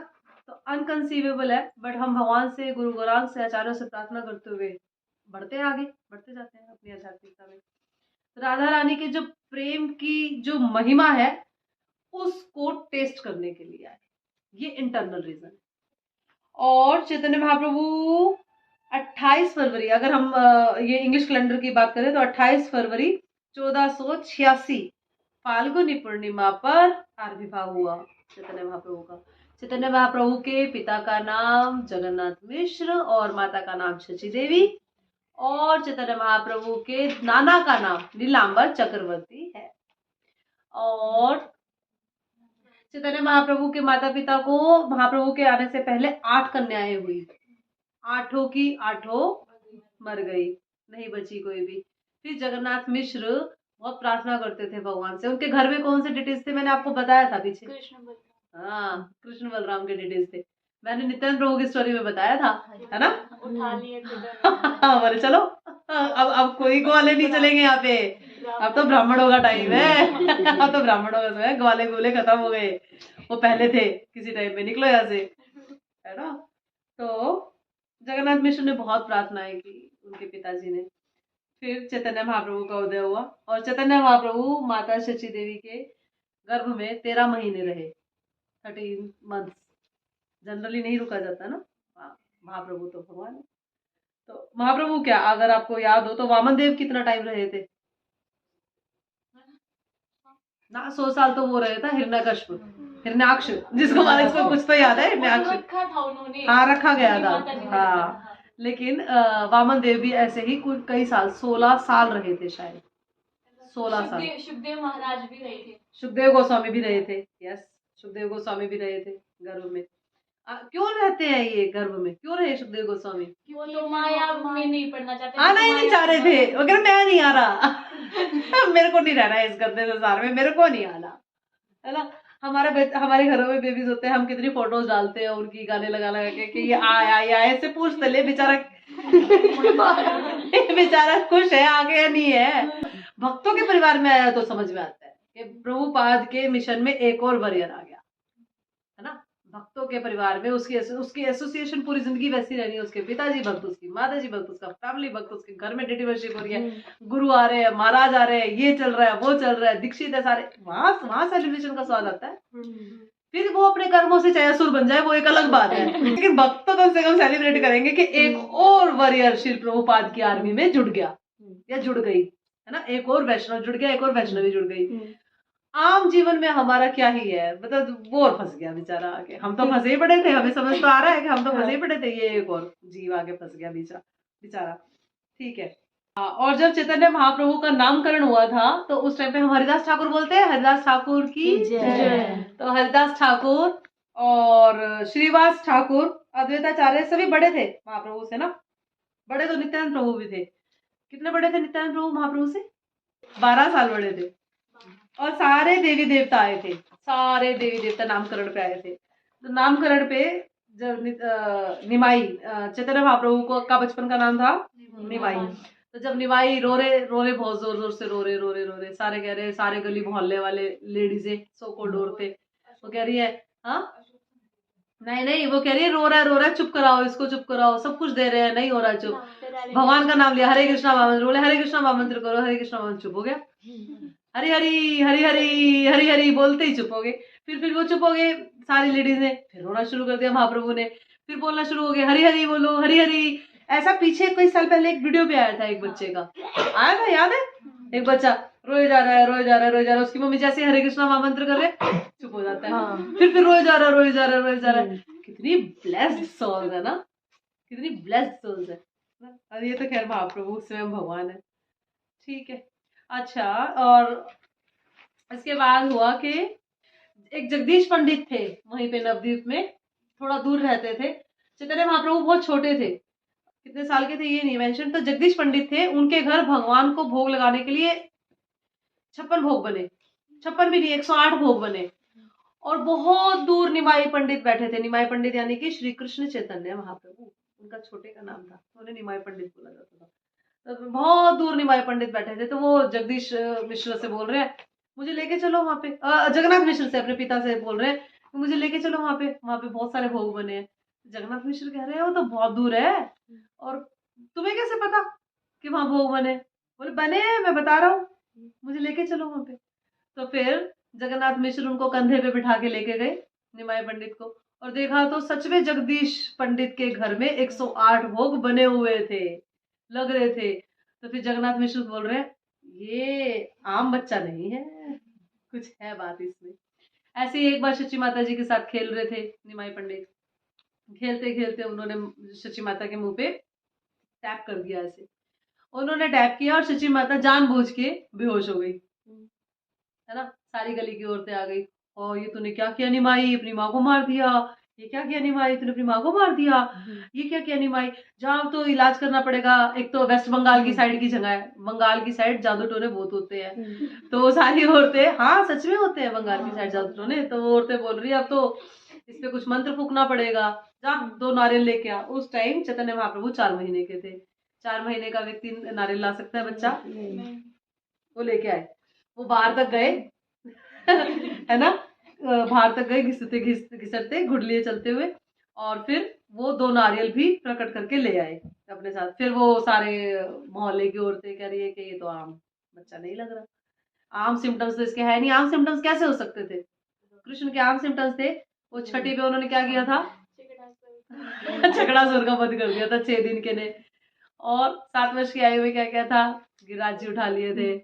बहुत सारे इस तरह के काम किए थे। तरनामत को मार दिया था, धेनुकासुर को मार दिया था, कितने ताड़का को मार दिया था।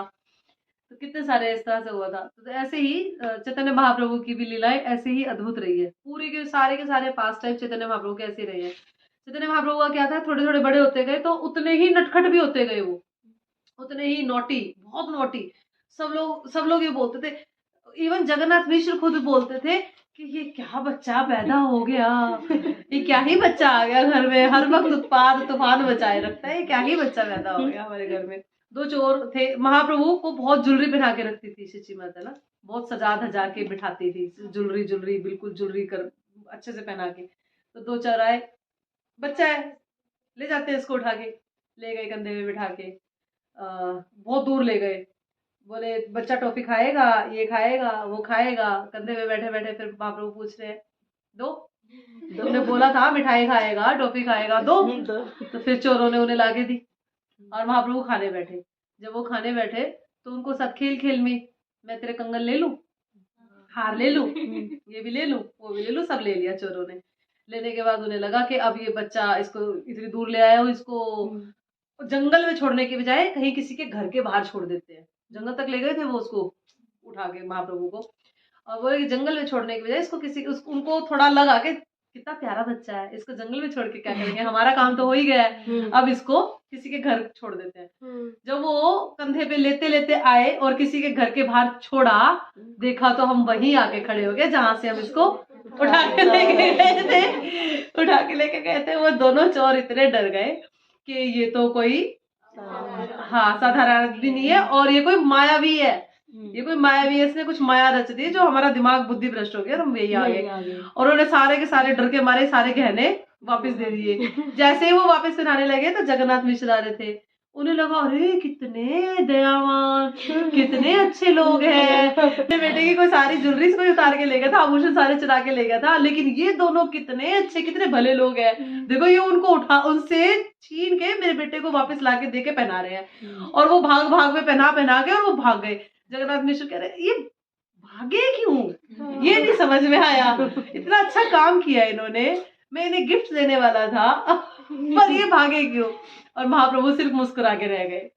एक बार महाप्रभु मिट्टी खा रहे थे तो शशि माता बोली नहीं मिट्टी नहीं खानी। तो चैतन्य महाप्रभु बोले क्यों नहीं खानी, इस मिट्टी में ही तो, बर्तन में ही तो आप भोग बनाते हो, वो प्रसाद खिलाते हो, इसी में तो खाते हैं फिर हम। शशि माता कौन है, उनकी मम्मी। मम्मी मतलब उनसे ज्यादा उस्ताद। उन्होंने वही अचिंत्य भेदा भेद खोल दिया। बोले मिट्टी के बर्तन जब बन चुके होते हैं उसमें खाना खिलाती हूँ, मिट्टी नहीं खिलाती हूँ। मिट्टी आपके शरीर को खराब करेगी, अंदर से आपके डाइजेशन को खराब करेगी, आपके शरीर में बीमारियां लगाएगी। लेकिन उस मिट्टी के बर्तन जब वो बन चुका, उसका आकार हो गया, उसके अंदर लग के कुछ खिलाती हूँ, तो अब इसको छोड़ो। वो उनकी मदर थी, मदर से पंगा लेना वैसे ही खराब है ना। माँ माँ ही रहेगी, है ना, आप किसी और की माँ बनोगे लेकिन आपकी माँ माँ ही रहेगी। हाँ, एक बार एक ब्राह्मण आए थे, ये तो हमने काफी बार सुना, बहुत सुंदर है ये। एक बार एक ब्राह्मण आए थे जगन्नाथ मिश्र के घर। पहले ऐसा नहीं था, पहले अतिथि देवो भव होता था, पता आप लोगों को। कोई किसी के घर आता था तो उसके मुंह पे दरवाजा नहीं फेंका जाता था, या कोई किसी को फोन करके पूछता था कि क्या आप फ्री हैं, क्या मेरा मन है आपसे मिल जाओ। नहीं नहीं मैं तो बाहर हूँ, आउट ऑफ स्टेशन हूँ, मैं अभी अवेलेबल नहीं हूँ। या फिर कोई आ रहा है तो उसके लिए प्लानिंग नहीं की जाती थी, उसको वो कमरा दे देंगे, ऐसे बना देंगे, ऐसे कर देंगे, दूर रहेंगे। आजकल यही चल रहा है ना, यही चल रहा है ना आजकल, गेस्ट भारी लगते हैं ना, अपना ही कलेश पूरा नहीं हो रहा था, ये और छाती पे आगे पड़ गई, है ना, ऐसा लगता है ना। उस टाइम नहीं होता था। ब्राह्मण सेवा तो सर्वोपरि थी। जगन्नाथ मिश्र खुद ब्राह्मण थे, फिर भी एक ब्राह्मण की इतनी सुंदर सेवा करना चाहते थे। और वो ब्राह्मण तो सेल्फ रियलाइज थे, उनका सारा अपने ऊपर कंट्रोल था, आत्म संयमी थे, वो सिर्फ फ्रूट्स खाते थे। लेकिन उनके साथ एक सुंदर से गोपाल जी थे जो वो लेके आए थे। और एक भक्त जहां भी अपने विग्रह अपने साथ लेके जाता है वो उनकी सेवा कभी भी नहीं छोड़ता, तो वो उनकी सेवा कर रहे थे। अब उनको उनकी सेवा के लिए भोग बनाना था। उन्होंने बोला भाई किचन विचन साफ कर दो, अब मैं आऊंगा और स्वयं भोग बनाऊंगा। जगन्नाथ मिश्र ने बहुत बोला, बोले नहीं नहीं आप मत बनाओ, आप अतिथि हो, देखो मेरे पास ये सारे गांव की मेरी औरतें हैं, हमारी खुद की शची माता है, ये सब मिलके बनाएंगे, आप बताए कितने व्यंजन बनाने हैं, हम आपके गोपाल जी को सर्व करेंगे, हमारी भी तो कुछ इच्छा, हमारा भी कुछ अतिथि देवो भव होना चाहिए, तो हम करेंगे। तो ब्राह्मण ने बोला नहीं नहीं मेरे गोपाल जी को मैं स्वयं बना के भोग लगाता हूँ, मैं ही बनाऊंगा। तो उन्होंने बोला ठीक है जैसा आपको ठीक लगे, आप आपके लिए किचन वगैरह सारी शुद्ध कर दी गई है, साफ कर दी गई है, सारा सामान अवेलेबल करा दिया गया। ब्राह्मण ने काफी व्यंजन बनाए, गोपाल जी को भोग लगाने लगे। तो क्या हुआ, निमाई आ गया निमाई आ गया, निमाई ने खा लिया। वो ब्राह्मण दुखी कि ये तो झूठा हो गया, अब ये भोग कैसे लगेगा। और जगन्नाथ मिश्र बोल रहे हैं निमाई तुम्हें ऐसा नहीं करना चाहिए था। लेकिन वो ब्राह्मण इतने सॉफ्ट वगैरह, इसकी क्या गलती है, ये तो बच्चा है, इसको थोड़ी पता है कुछ भी। तो बोले मैं क्षमा चाहूंगा। जगन्नाथ मिश्र कह रहे हैं मैं क्षमा चाहूंगा, आप अब मैं बनाता हूँ आपके लिए, आप थक गए होगे, मैं बनाता हूँ। तो तो फिर ब्राह्मण कह रहा नहीं, बनाना तो मैंने ही है, आप फिर से साफ करवाओ किचन, मैं फिर से बनाता हूँ। फिर से बनाया, फिर से यही हुआ, भोग लगा रहा है, निमाई आया, खा गया उठा के, फिर झूठा हो गया सारा भगवान को भोग लगाने से पहले ही। अच्छा, फिर वो दुखी हो गया ब्राह्मण, फिर वो कह रहा है कि आप अपने बच्चे को बांध के रखिए। जगन्नाथ मिश्र कह रहे हैं शची माता को, अब ये इस कमरे से बाहर नहीं जाना चाहिए, आगे से लॉक कर दो इसको, जब तक वो ब्राह्मण अपने गोपाल जी को भोग नहीं लगा लेता एटलीस्ट, है ना। ब्राह्मण ने फिर व्यंजन बनाए, बहुत समय लगाया, बनाए, गोपाल जी के आगे बैठा, और शची माता ने निमाई को रखा हुआ अपने साथ, लेकिन निमाई तो निमाई है, वो फिर चले गए। और जैसे ही उन्होंने मंत्र बोलने शुरू करे, निमाई फिर चले गए। अब वो ब्राह्मण दुखी होके कह रहा है क्यों बार बार झूठा कर रहे हो आके। निमाई कह रहे क्यों बार बार बुला रहे हो मुझे, जब तुम बार बार बुलाओगे तो मैं आऊंगा ना। तो ब्राह्मण कह रहा है मैं आपको नहीं बुला रहा, आप मुझे ही बुला रहे हो, आप मुझे बार बार बुला रहे हो, मैं बार बार आ रहा हूँ, प्रॉब्लम कहाँ है, समझो इस बात को। तो इस तरह से चैतन्य महाप्रभु ने उन्हें अष्टभुजा भुजा का रूप का दर्शन दिया, षटभुजा रूप दर्शन दिया था चैतन्य महाप्रभु ने सार्वभौम भट्टाचार्य को। उसके उनके वहां पर हम वो देख सकते हैं, जब हम मायापुर जाते हैं तो एक स्थान है, मुझे उस स्थान का नाम याद नहीं है, वहां पर विग्रह है, और विग्रह के सामने वाली दीवार पे पूरा षटभुज रूप चैतन्य महाप्रभु का पूरा प्रिंट किया हुआ है, पेंट किया हुआ है। और वहीं से एक नीचे से स्टेयर्स जा रही थी, और हमने देखा बहुत गहरी स्टेयर्स थी, बहुत गहरी। हमने पूछा उनसे लाइटें मार मार के, वहां पे जो लोकल लोग थे कि ये क्या है, तो वो बोले कि महाप्रभु यहाँ से डेली श्री मंदिर जाते थे जगन्नाथपुरी में, नीचे नीचे के रास्ते से, और बहुत जल्दी पहुंच जाते थे। हमने पूछा अभी भी हंसता है क्या, बोले जाके देखो। जिसको लेगा भाई, कोई फंस गया तो वहां पे। तो चैतन्य महाप्रभु, वो हमने बहुत गहरा था, वो जाके देखा, उसमें सीढ़ियों से चल के फिर नीचे अंदर अंदर अंधेरा हो गया था। बोले महाप्रभु यहाँ से रोज जगन्नाथ जी के दर्शन करने इसी जगह से, यहाँ से ऐसे जाते थे, ये गुह्यम गुफा वाला रास्ता था उनका। तो वहां पर ऐसे ही षटभुज रूप की पेंटिंग बनी हुई थी, और अष्टभुज रूप भगवान ने दिखाया इस ब्राह्मण को। अष्टभुज रूप में चार भुजाएं जो थी वो विष्णु, शंख चक्र गदा पद्म वाली, 2 भुजाएं जो थी राधा और कृष्ण, और 2 भुजाएं थी जिससे भगवान माखन खा रहे, 2 भुजाएं जिससे भगवान माखन खा रहे, 2 भुजाएं राधा और कृष्ण, 4 भुजाएं शंख चक्र गदा और पद्म। और फिर वो ब्राह्मण के अंदर सारे के सारे विकार उत्पन्न हो गए, और वो विकार मतलब भगवत धाम वाले विकार, है ना, प्रेमा भक्ति के विकार उत्पन्न हो गए उसके ब्राह्मण के अंदर, और वो गया भगवत धाम। और उसको ब्राह्मण को क्या बोला फिर महाप्रभु ने बाद में, हाँ, किसी को बोलना मत, है ना, किसी को बताना मत, क्योंकि महाप्रभु छोटे से बच्चे थे और उन्होंने दिखाया अपना रूप, है ना, अष्टभुज रूप दिखाया, भगवान का रूप दिखाया, तो उन्होंने बोला कि आगे किसी को बोलना मत, ऐसा। मीनवाइल महाप्रभु बड़े होते गए, और जगन्नाथ मिश्र का नित्य लीला में प्रविष्ट हो गए जगन्नाथ मिश्र। और जब जगन्नाथ मिश्र का श्राद्ध करने के लिए गया जी गए थे, मैंने बताया था ना, गया जी गए थे महाप्रभु, ईश्वरपुरी पाठ के 8वीं भाव पे बताया था कि तभी तो वहां पर ही तो दीक्षा ली थी ना सबसे पहली। तो महाप्रभु जब वहां गया जी गए थे तो वहां पर उन्होंने विष्णु चरण देखे थे, बताया था मैंने ये। तो पहली बार वो महाप्रभु एक्सटेसी में आए थे, पहली बार एक्सटेसी में आए थे, यानी कि भाव में आए थे। उन्होंने अब तक अपने भाव सारे छुपा रखे थे। लोग ये बोलते थे ये इतना शैतान लड़का है, और महाप्रभु का क्या था कि वो पहले तो तर्क कर दिया करते किसी भी बात पे, है ना। उस टाइम ये स्टडीज नहीं चलती थी, उस टाइम सारी वैदिक स्टडीज चलती थी, है ना, सारा क्या बताऊं, वैदिक स्टडीज में स्क्रिप्चर्स पढ़ाए जाते थे उस टाइम पे, बच्चों को पाठशाला में स्क्रिप्चर्स पढ़ाए जाते थे। और जब स्क्रिप्चर्स पढ़ाए जाते थे तो महाप्रभु क्या करते थे कि पहले तर्क करते थे, फिर उस तर्क का खंडन करते थे, फिर उसी खंडन को फिर उसी को सपोर्ट कर दिया करते थे। तो सारे बोलते थे भाई इससे बात करना अपने माथे की दही करना है ना, अपने दिमाग की दही करना है, ये घुमा देगा, ये सबको घुमा देगा, तो इससे कोई बात नहीं करेगा, ऐसा करते थे। तो महाप्रभु कभी भी किसी को अपना इस टाइम तक, जब तक वो गया जी नहीं गए थे, उन्होंने किसी को ये नहीं दिखाया कि अपने भाव नहीं दिखाए थे। फिर पहली बार जब उन्होंने विष्णु चरण देखे थे और वहां पर उन्होंने अपने भाव दिखाए थे, वहां पर उन्होंने फर्स्ट टाइम अपने भाव प्रकट किए थे, और श्री पादेश्वरपुरी से मिले थे, और ईश्वरपुरी पाद से के लिए उन्होंने स्वयं खाना बनाया था, मैंने बताया था, भोग बनाया था। फिर वो भोग ईश्वरपुरी पाद को दिया था और ईश्वरपुरी पाद से दीक्षा ली थी, है ना। और देन फिर वो वापस आए गया से जब, तो अब महाप्रभु बड़े हो चुके थे, कुछ ना कुछ तो करना था क्योंकि शची माता थी, शादी भी होनी थी महाप्रभु की। तो पाठशाला में पढ़ाना शुरू कर दिया उन्होंने।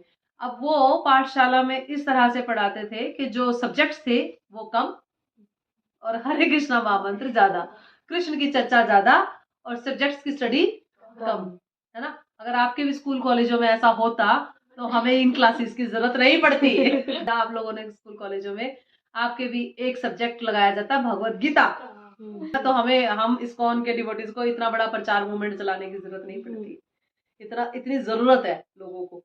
तो जब महाप्रभु ने पाठशाला में भगवान का नाम ज्यादा लेना शुरू किया, भगवान के पास टाइम्स बताना ज्यादा शुरू किया और इसकी कंप्लेन कर दी महाप्रभु की। फिर महाप्रभु के गुरु थे, जो एकेडमिक गुरु थे, उनका नाम था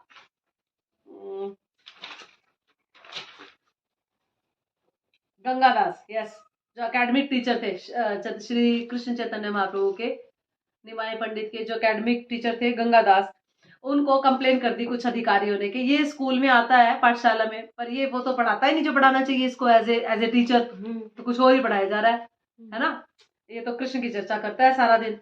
तो फिर गंगादास ने महाप्रभु को बुलाया, उन्हें कहा भाई आप अध्यापक हो, तो आपको तो वो वाले सब्जेक्ट पढ़ाने चाहिए। तो महाप्रभु बोले ठीक है, मैं आगे से वो सब्जेक्ट पढ़ा दिया करूंगा। लेकिन महाप्रभु वो सब्जेक्ट नहीं पढ़ा पाए क्योंकि उनको भाव प्रकट हो जाते थे। कोई भागवतम का श्लोक करता था पास में बैठ के, उस टाइम पे ऐसे स्कूल्स नहीं थे जैसे हमारी बिल्डिंग्स हैं, हमें हमारे बच्चों के लिए, मेरे को भी याद है मैंने वेदांत के लिए जब स्कूल गए, मैं फैसिलिटीज क्या क्या है, पहले तो फैसिलिटीज होती नहीं थी। पाठशाला कैसी होती थी पहले, पेड़ के नीचे, एक पेड़ के नीचे पाठशाला होती थी, सिर्फ पेड़ के नीचे एक बोर्ड लगा के वो पाठशाला होती थी। और अभी कैसी पाठशालाएं हैं, एसी रूम, ड्रेसेस, टीचर्स फलाने ढिमके, सीखा कितना। आप खुद चेक कीजिए, आप जो भी 12th तक पढ़ रहे हैं सब्जेक्ट्स, आपके फ्यूचर में कभी काम आने हो तो क्या किया, फिर 12th तक क्या किया। मैं अपना कम से कम बोल सकती हूँ कि मेरे पास संस्कृत थी तो काम आ रही है मेरे, अदरवाइज तो कोई एक सिंगल सब्जेक्ट आपके काम नहीं आना। 10th 12th तक की कोई काम नहीं, उनको कोई लॉजिक नहीं है, लगा रखे हैं बस एकेडमी में ऐसी, ये सीख रहे हैं हम, है ना। कुछ ढंग का सीखते तो अच्छा रहता। खैर, तो महाप्रभु ने जब श्रीमद् भागवतम का एक श्लोक गाया जा रहा था सामने बराबर में, और महाप्रभु के फिर वही विकार उत्पन्न हो गए, भाव प्रकट हो गए, तो महाप्रभु ने बोला भाई मैं आप लोगों को सिंपल एकेडमिक स्टडीज नहीं करा सकता, आप लोग चाहे तो यहाँ से जा सकते हैं, है ना। तो फिर क्या बोला उन्होंने स्टूडेंट्स ने बोला कि हमें आपसे ही पढ़ना है, अब आप उसमें चाहे कृष्ण चर्चा करें, हमें एक्सेप्ट है। हरी हरी बोल। तो फिर महाप्रभु को इस तरह से एज ए टीचर भगवान के नामों का प्रचार करने का मौका मिला, और उन्होंने उन्हीं को अपनी टीम बना लिया। नदिया में वहां से टीम बननी शुरू हो गई थी महाप्रभु की। महाप्रभु के साथ 5 7 10 20 50 100 500 लोग नहीं होते थे, महाप्रभु के साथ एक साथ 20 हजार 35 हजार लोग संकीर्तन में भाग लेते थे, चलते थे। वहां से महाप्रभु ने अपनी संकीर्तन पार्टी का शुरुआत किया, उस पाठशाला से उन लोगों को ले लिया अपने साथ, वहां से शुरुआत किया। और ये फिर बढ़ता आगे इतना बढ़ गया कि जब चांद काजी नाम चांद काजी की भी एक स्टोरी है बहुत अच्छी। चांद काजी वैसे तो मुसलमान था, लेकिन वो धर्म का मामा लगता था महाप्रभु का, चैतन्य महाप्रभु का धर्म का। और उस जगह पे भी हम गए हुए हैं, उस पेड़ के पास हम लोग जाके खड़े हुए थे, और पास में उनकी समाधि भी थी चांद काजी की। तो चांद काजी को कुछ ब्राह्मण, जो लोकल ब्राह्मण थे, वो जलते थे श्री चैतन्य महाप्रभु से। वो कहते थे क्या ये पागल की तरह हरे कृष्णा कृष्णा कृष्णा हरे कृष्णा, कोई वेदों का अध्ययन नहीं, कुछ नहीं करता ये। इस पे भी मैंने बताया था ना श्रीपादेश्वरपुरी की उसमें स्टोरी में कि वेदों का अध्ययन क्यों नहीं करते थे महाप्रभु। उनके टीचर ने, श्रीपादेश्वरपुरी ने उन्हें बोला था, वो कह रहे थे, मतलब उन्होंने जस्ट ऐसे बोला था कि मेरे गुरु ने मुझे आज्ञा दी है कि मैं मूर्ख हूँ और मुझे सिर्फ हरि नाम करना है और कुछ नहीं करना, मैं मूर्ख हूँ, मुझे वेदों का अध्ययन नहीं समझ आएगा। तो लोकल जो ब्राह्मण थे वो ऐसे चिढ़ते थे। तो वो चांद काजी जो वहां का कंट्रोलर था उस टाइम पे, उस एरिया का, है ना, नवद्वीप का, तो उसके पास गए, बोले कि सारा दिन मृदंग लेके घूमते रहते हैं टोलियां बना बना के, और 2 4 5 लोगों की टोली हो तो डिस्टर्ब नहीं होता बंदा, जब 2 2 हजार लोगों की टोली हो तो बंदा डिस्टर्ब हो जाता है ना, तो वो डिस्टर्ब हो जाते थे। तो फिर चांद काजी को बोला कि भी जाके कुछ करो, इसका ये मृदंग लेके और हजारों हजारों लोगों को लेके हरे कृष्णा करता रहता, कोई वेदों का अध्ययन नहीं, कुछ नहीं करना इसने। तो फिर महाप्रभु तो के बाद तो हाँ, फिर चांद काजी आया, श्रीवास ठाकुर के घर पे ये कीर्तन होता था हमेशा, श्रीवास ठाकुर के घर पे किया जाता था, महाप्रभु हमेशा वहीं पर कीर्तन करते थे। और महाप्रभु आए नहीं थे उस दिन, तो चांद काजी आए, और चांद काजी ने आके और उसके अनुयायियों ने आके सारी मृदंग मृदंग तोड़ दी, है ना, सब तोड़ ताड़ दिया। और जब महाप्रभु आए तो उन्होंने देखा, श्रीवास ठाकुर से पूछा, भाई ये क्या चल रहा है? हम फिल्मों में देखते हैं ना, पीछे से जो हीरो बाद में आता है फिर पूछता है ये क्या हुआ, फिर उसके जो को एक्टर्स होते हैं वो बताते हैं ऐसा हुआ ऐसा हुआ, है ना, तो सेम वैसा ही सारा का सारा कॉपी पेस्ट है ये जो फिल्में आप देखते हो ना, जरूरत नहीं है। मतलब आपको लव स्टोरीज को रैलिश करने की या वात्सल्य प्रेम को रैलिश करने के लिए आपने बेटा मूवी देख ली, ये लव स्टोरी को देख करने के लिए कुछ कुछ होता है देख ली, कोई जरूरत ही नहीं है, सारा शास्त्रों में है, सारा का सारा उसी को कॉपी पेस्ट करते हैं, उसी की नकल मारते हैं, है ना, उसी की कॉपी पेस्ट करके उसकी पिक्चर बना देते हैं उठा के मुंह, और कुछ भी नहीं है, वही सारा सारा सारा इतिहास में हमारे पास है ना, अगर आप पढ़ना शुरू करोगे तो समझ आएगा। तो चांद काजी के पास गए महाप्रभु जुलूस लेके, उसमें 1 लाख लोग थे।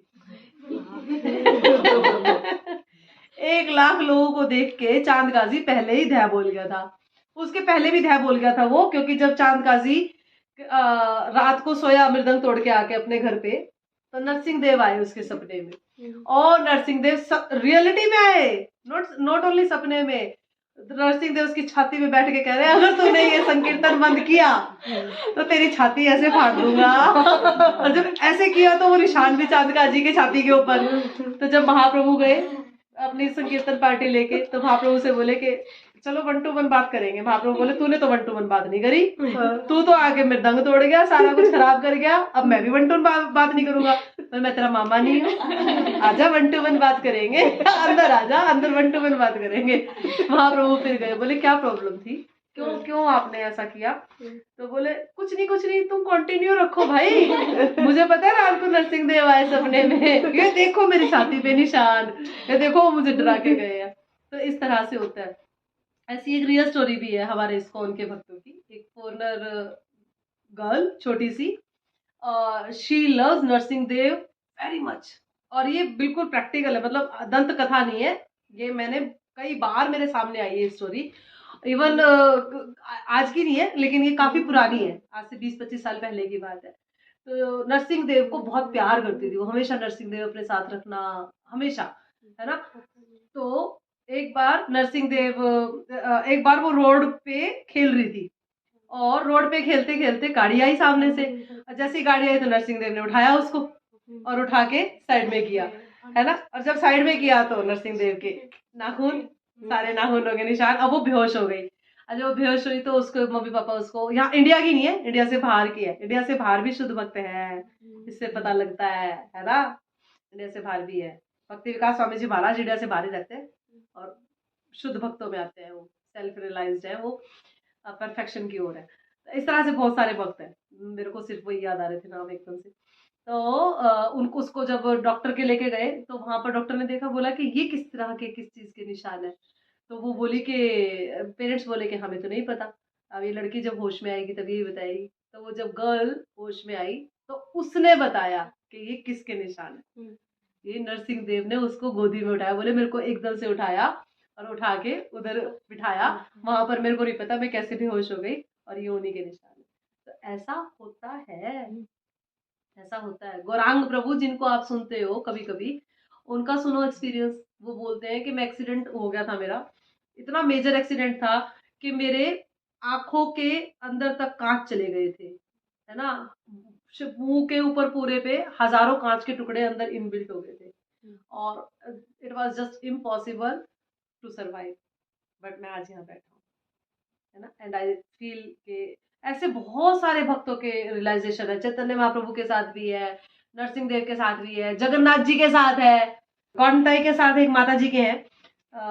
वो बताते हैं, अमरेंद्र प्रभु बताते हैं, एक माता जी अपने गौंडताई को छोड़ के कभी कहीं नहीं जाती थी, है ना।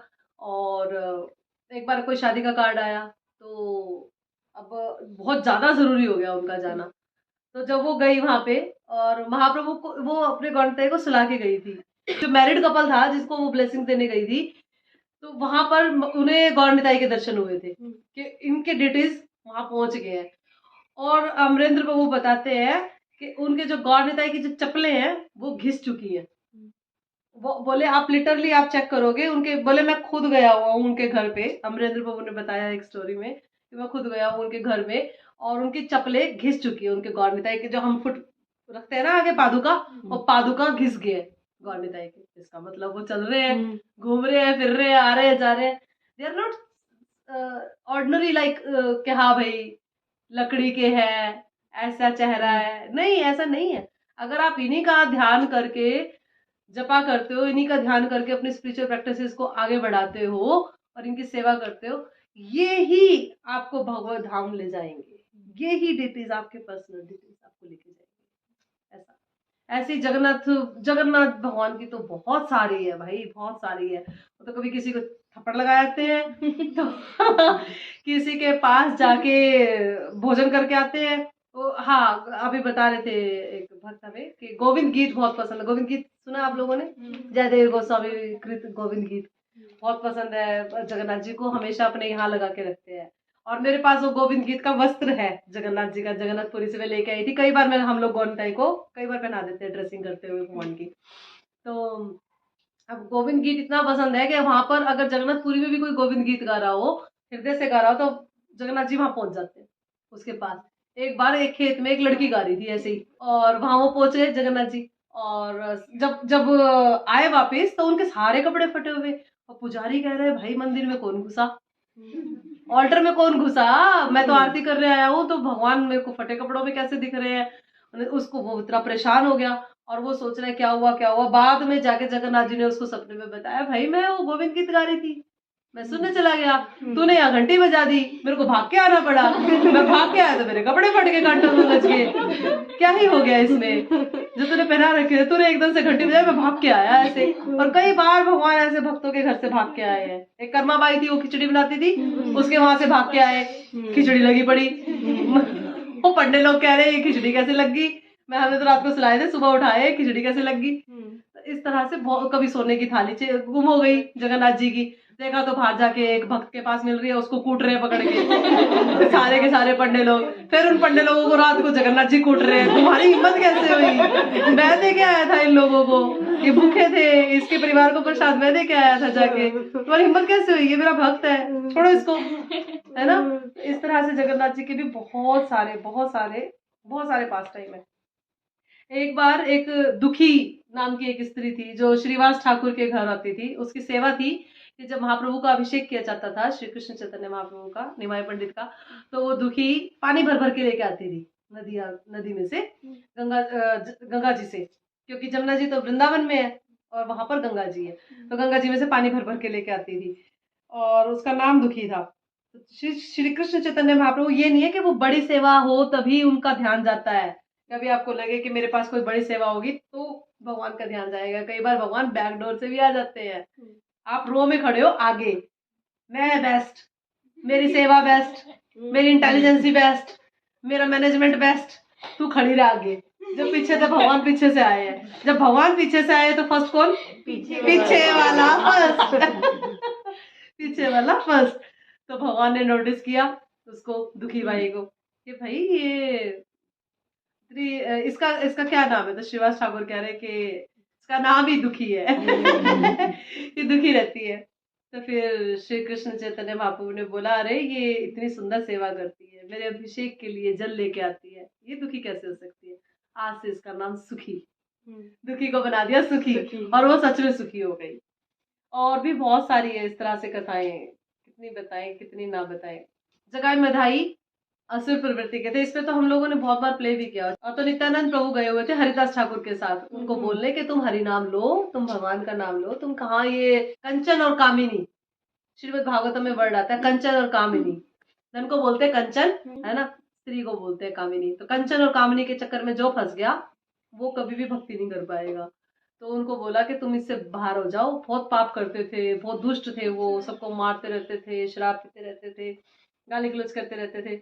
उन्होंने उठा के नित्यानंद प्रभु को भी एक मार दिया पत्थर। और नित्यानंद प्रभु जो स्वयं बलराम जी हैं, है ना, और वो हरिदास ठाकुर को कह रहे हैं चलो चलो हरिदास जल्दी चलो, नहीं तो ये हमें मार देंगे। ऐसा लगता है कि आज हम नहीं बचेंगे, ऐसा थोड़ी होता है। लेकिन भक्तों की प्रसन्नता के लिए, भक्तों के दिलों को आनंद देने के लिए भगवान और भगवान के भक्त इस तरह की लीलाएं करते हैं। और लेके गए वो महाप्रभु के पास। महाप्रभु ने अपना सुदर्शन निकाल लिया था जगाई मधाई को मारने के लिए। फिर नित्यानंद प्रभु ने कहा इन पे कृपा करो, आप तो कृपा के अवतार हो, इस जन्म में आपका कोई चक्कर का चक्कर नहीं है, चक्र का चक्कर नहीं है इस जन्म में, आपको ये चक्र नहीं निकालना, आप याद रखो, भूलो मत। आप श्री कृष्ण चैतन्य महाप्रभु हो, नमो महावदन्याय हो, है ना, कृष्ण प्रेम देते हो, आप ऐसे चक्र नहीं निकाल सकते, आप मत निकालिए। तो फिर जगाई मधाई को महाप्रभु ने उन पर कृपा की और उन्हें भगवान की भक्ति का, प्रेम का वरदान दिया। और एक अमोघ, अमोघ करके एक था, सार्वभौम भट्टाचार्य का दामाद था वो। तो वो जो अमोघ था वो ये कहता था कि ये सन्यासी है, ब्रह्मचारी है, सन्यासियों की इतना खाता है। एक्चुअली सब महाप्रभु से बहुत प्यार करते थे। एक्चुअली ये वैसे ही था जैसे कि जब ब्रह्म विमोहन लीला हुई थी कृष्ण लीला में, तो ब्रह्मा जी सारे ले गए थे गाय बछड़े, सारे गोप गोप कुमार, और फिर उसके बाद भगवान अपना एक्सपेंशन करके निकल आए थे। तो फिर वो गौवे सोचती थी कि हमारे को इतना प्रेम कैसे आ रहा है इन बछड़ों के ऊपर। और सारे वृंदावन में सारी स्त्रियां, सारी गोपियां ये सोचती थी हमें अपने बच्चों पे इतना प्रेम कैसे आ रहा है, इतना नॉर्मल तो नहीं आता था प्रेम, क्योंकि कृष्ण थे इसलिए प्रेम आ रहा था, है ना। इसी तरह से सारे निमाई पंडित को बहुत प्रेम करते थे, सब ऑफरिंग्स दे के जाते थे कुछ ना कुछ खाने के लिए। निमाई पंडित उसको ये नहीं कि स्वीकार नहीं करते थे, सबका सब कुछ स्वीकार करते थे। चैतन्य चरितमृत में आएगा, आप देखना, पढ़ना जब पढ़ोगे तो सबका सब कुछ स्वीकार करते थे। तो जब स्वीकार करते थे तो फिर अमोघ बोलता कि इतना कैसे खा सकता है एक ब्रह्मचारी होके, एक सन्यासी होके। शक कर रहा वो उनके ऊपर कि इतना कैसे खा सकता है ना। और ये है भी सन्यासी, ब्रह्मचारी है ये जो ये खा सकता है, इतना खा रहा है। उसके सिर्फ इतने विचार से ही उसको लास्ट में बहुत प्रॉब्लम हुई है। वो मतलब वो बीमार हो गया था बहुत ज्यादा, और बीमार होने के बाद अबाउट टू डेथ था वो। और फिर सार्वभौम भट्टाचार्य ने गौरांग महाप्रभु को बुलाया। महाप्रभु ने बोला कि हाँ भाई इसने इस तरह से अपराध किए हैं। उसको भी रियलाइज हुआ मोक को कि हाँ मैंने इस तरह से अपराध किए हैं। तब जाके चीजें सॉर्ट आउट हुई। मतलब एक भक्त, भगवान और भक्त के प्रति किया गया अपराध कितना बड़ा हो जाता है ना, कितना मायने रखता है। और भी मैं अभी कुछ पढ़ रही थी। हाँ, मैं ध्रुव महाराज की कथा में पढ़ रही थी श्रीमद् भागवतम में, कि जब ध्रुव महाराज 5 साल के थे और वो गए थे क्या लेने, वो कह रहे मेरे को अपने जो मेरे दादा ना ब्रह्मा जी, दादा थे ब्रह्मा जी ध्रुव महाराज के, उनके पिता थे उतानपाद, और उतानपाद बनुगे तो भाई हैं। सारा ये सीरीज थी, मतलब पूरी सीरीज आपको फैमिली पूरी पता लगेगी। तो ब्रह्मा जी दादा जी थे, कहते मैं तो ब्रह्मलोक से भी ऊपर लोक चाहिए मुझे, मेरे को नहीं चाहिए ये जो अपने पिताजी का जो राज्य है, ये तो कुछ भी नहीं है, मैं वो लूंगा। और उस चक्कर में उन्होंने तपस्या करनी शुरू की थी। 6 महीने के अंदर भगवान की प्राप्ति हो गई थी उनको, सिर्फ 6 महीने के अंदर। 6 महीने की कठोर तपस्या करके उन्होंने भगवान को प्राप्त कर लिया था। फिर भगवान आए थे गरुड़ जी पे बैठ के, तो भगवान ने बोला था कि तुम्हें ये राज्य भी मिलेगा। हम मैंने बताया था आप लोगों को ना कि ध्रुवलोक जो है वो कभी भी खत्म नहीं होता, है ना, किसी भी प्रलय में खत्म नहीं होता ध्रुवलोक। ये वरदान था उनको अपनी तपस्या का कि तुम्हारा लोक कभी भी खत्म नहीं होगा, मैं स्वयं वहां पर क्षीर सागर में विराजमान होऊंगा ध्रुवलोक के अंदर। तुम 36,000 साल जियोगे और उसमें तुम मेरी ही भक्ति करते रहोगे 36,000 साल तक। और जो तुम्हारी जो स्टेप मॉम थी जिसने तुम्हें अपने पिता की गोद से फेंका था निकाल के, ये तुम्हारा पहले तो स्टेप ब्रदर मरेगा, पहले तो ये मर जाएगा, और फिर इसके शोक में ये भी पागल हो जाएगी, जंगलों में भटकेगी, पागल हो जाएगी और अंत में मर जाएगी। भगवान ने ऐसा वरदान दिया था ध्रुव महाराज को। तो इस पे शिल प्रभुपाद परपट में बोलते हैं कि ऐसा क्यों हुआ उनकी मदर के साथ, क्योंकि उन्होंने ध्रुव महाराज जो कि भक्त थे उनके प्रति अपराध, भक्तों के प्रति किए गए अपराध का इस तरह के रिजल्ट्स आते हैं। मेरा सवाल बन रहा था ये इस चीज को लेके कि यार ये ऐसे कैसे बस एक लैब से अपने पिताजी की गोदी से ही तो उतारा था। बोले नहीं, वो ईर्ष्या करती थी ध्रुव महाराज से। और ध्रुव महाराज जब उसके लिए गए थे, एग्जाइल के लिए गए थे, तब भी वो ईर्ष्या करती थी ध्रुव महाराज से। अगर आप भक्ति के पथ पे और कोई आपसे ईर्ष्या करता है तो वो अपना नुकसान खुद कर रहा है, आपको प्रयास करने की जरूरत नहीं है, आपको सोचने की जरूरत नहीं है उसके लिए।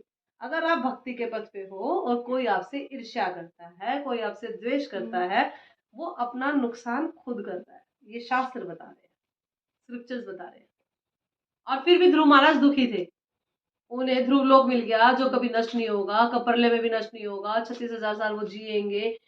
क्यों दुखी थे? क्योंकि ध्रुव महाराज को 6 महीने की तपस्या से ये समझ आ चुका था, ये मैंने क्या मांग लिया। अब आप सोच के देखो, ध्रुव महाराज को इतना ऑपुलेंस भगवान ने दे दिया और फिर भी ध्रुव महाराज दुखी थे। इसीलिए दुखी थे क्योंकि उन्हें लग रहा था कि नुकसान हो गया, सौदे में नुकसान कर लिया मैंने अपना।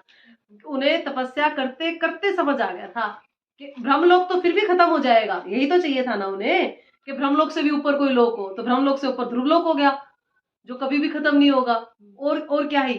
लेकिन वो कह रहे हैं कि मुझे तो भगवान का प्रेम मांगना था, ये मैंने क्या मांग लिया, है ना। तो इस तरह के बहुत सारे शास्त्रों में उदाहरण, बहुत सारे।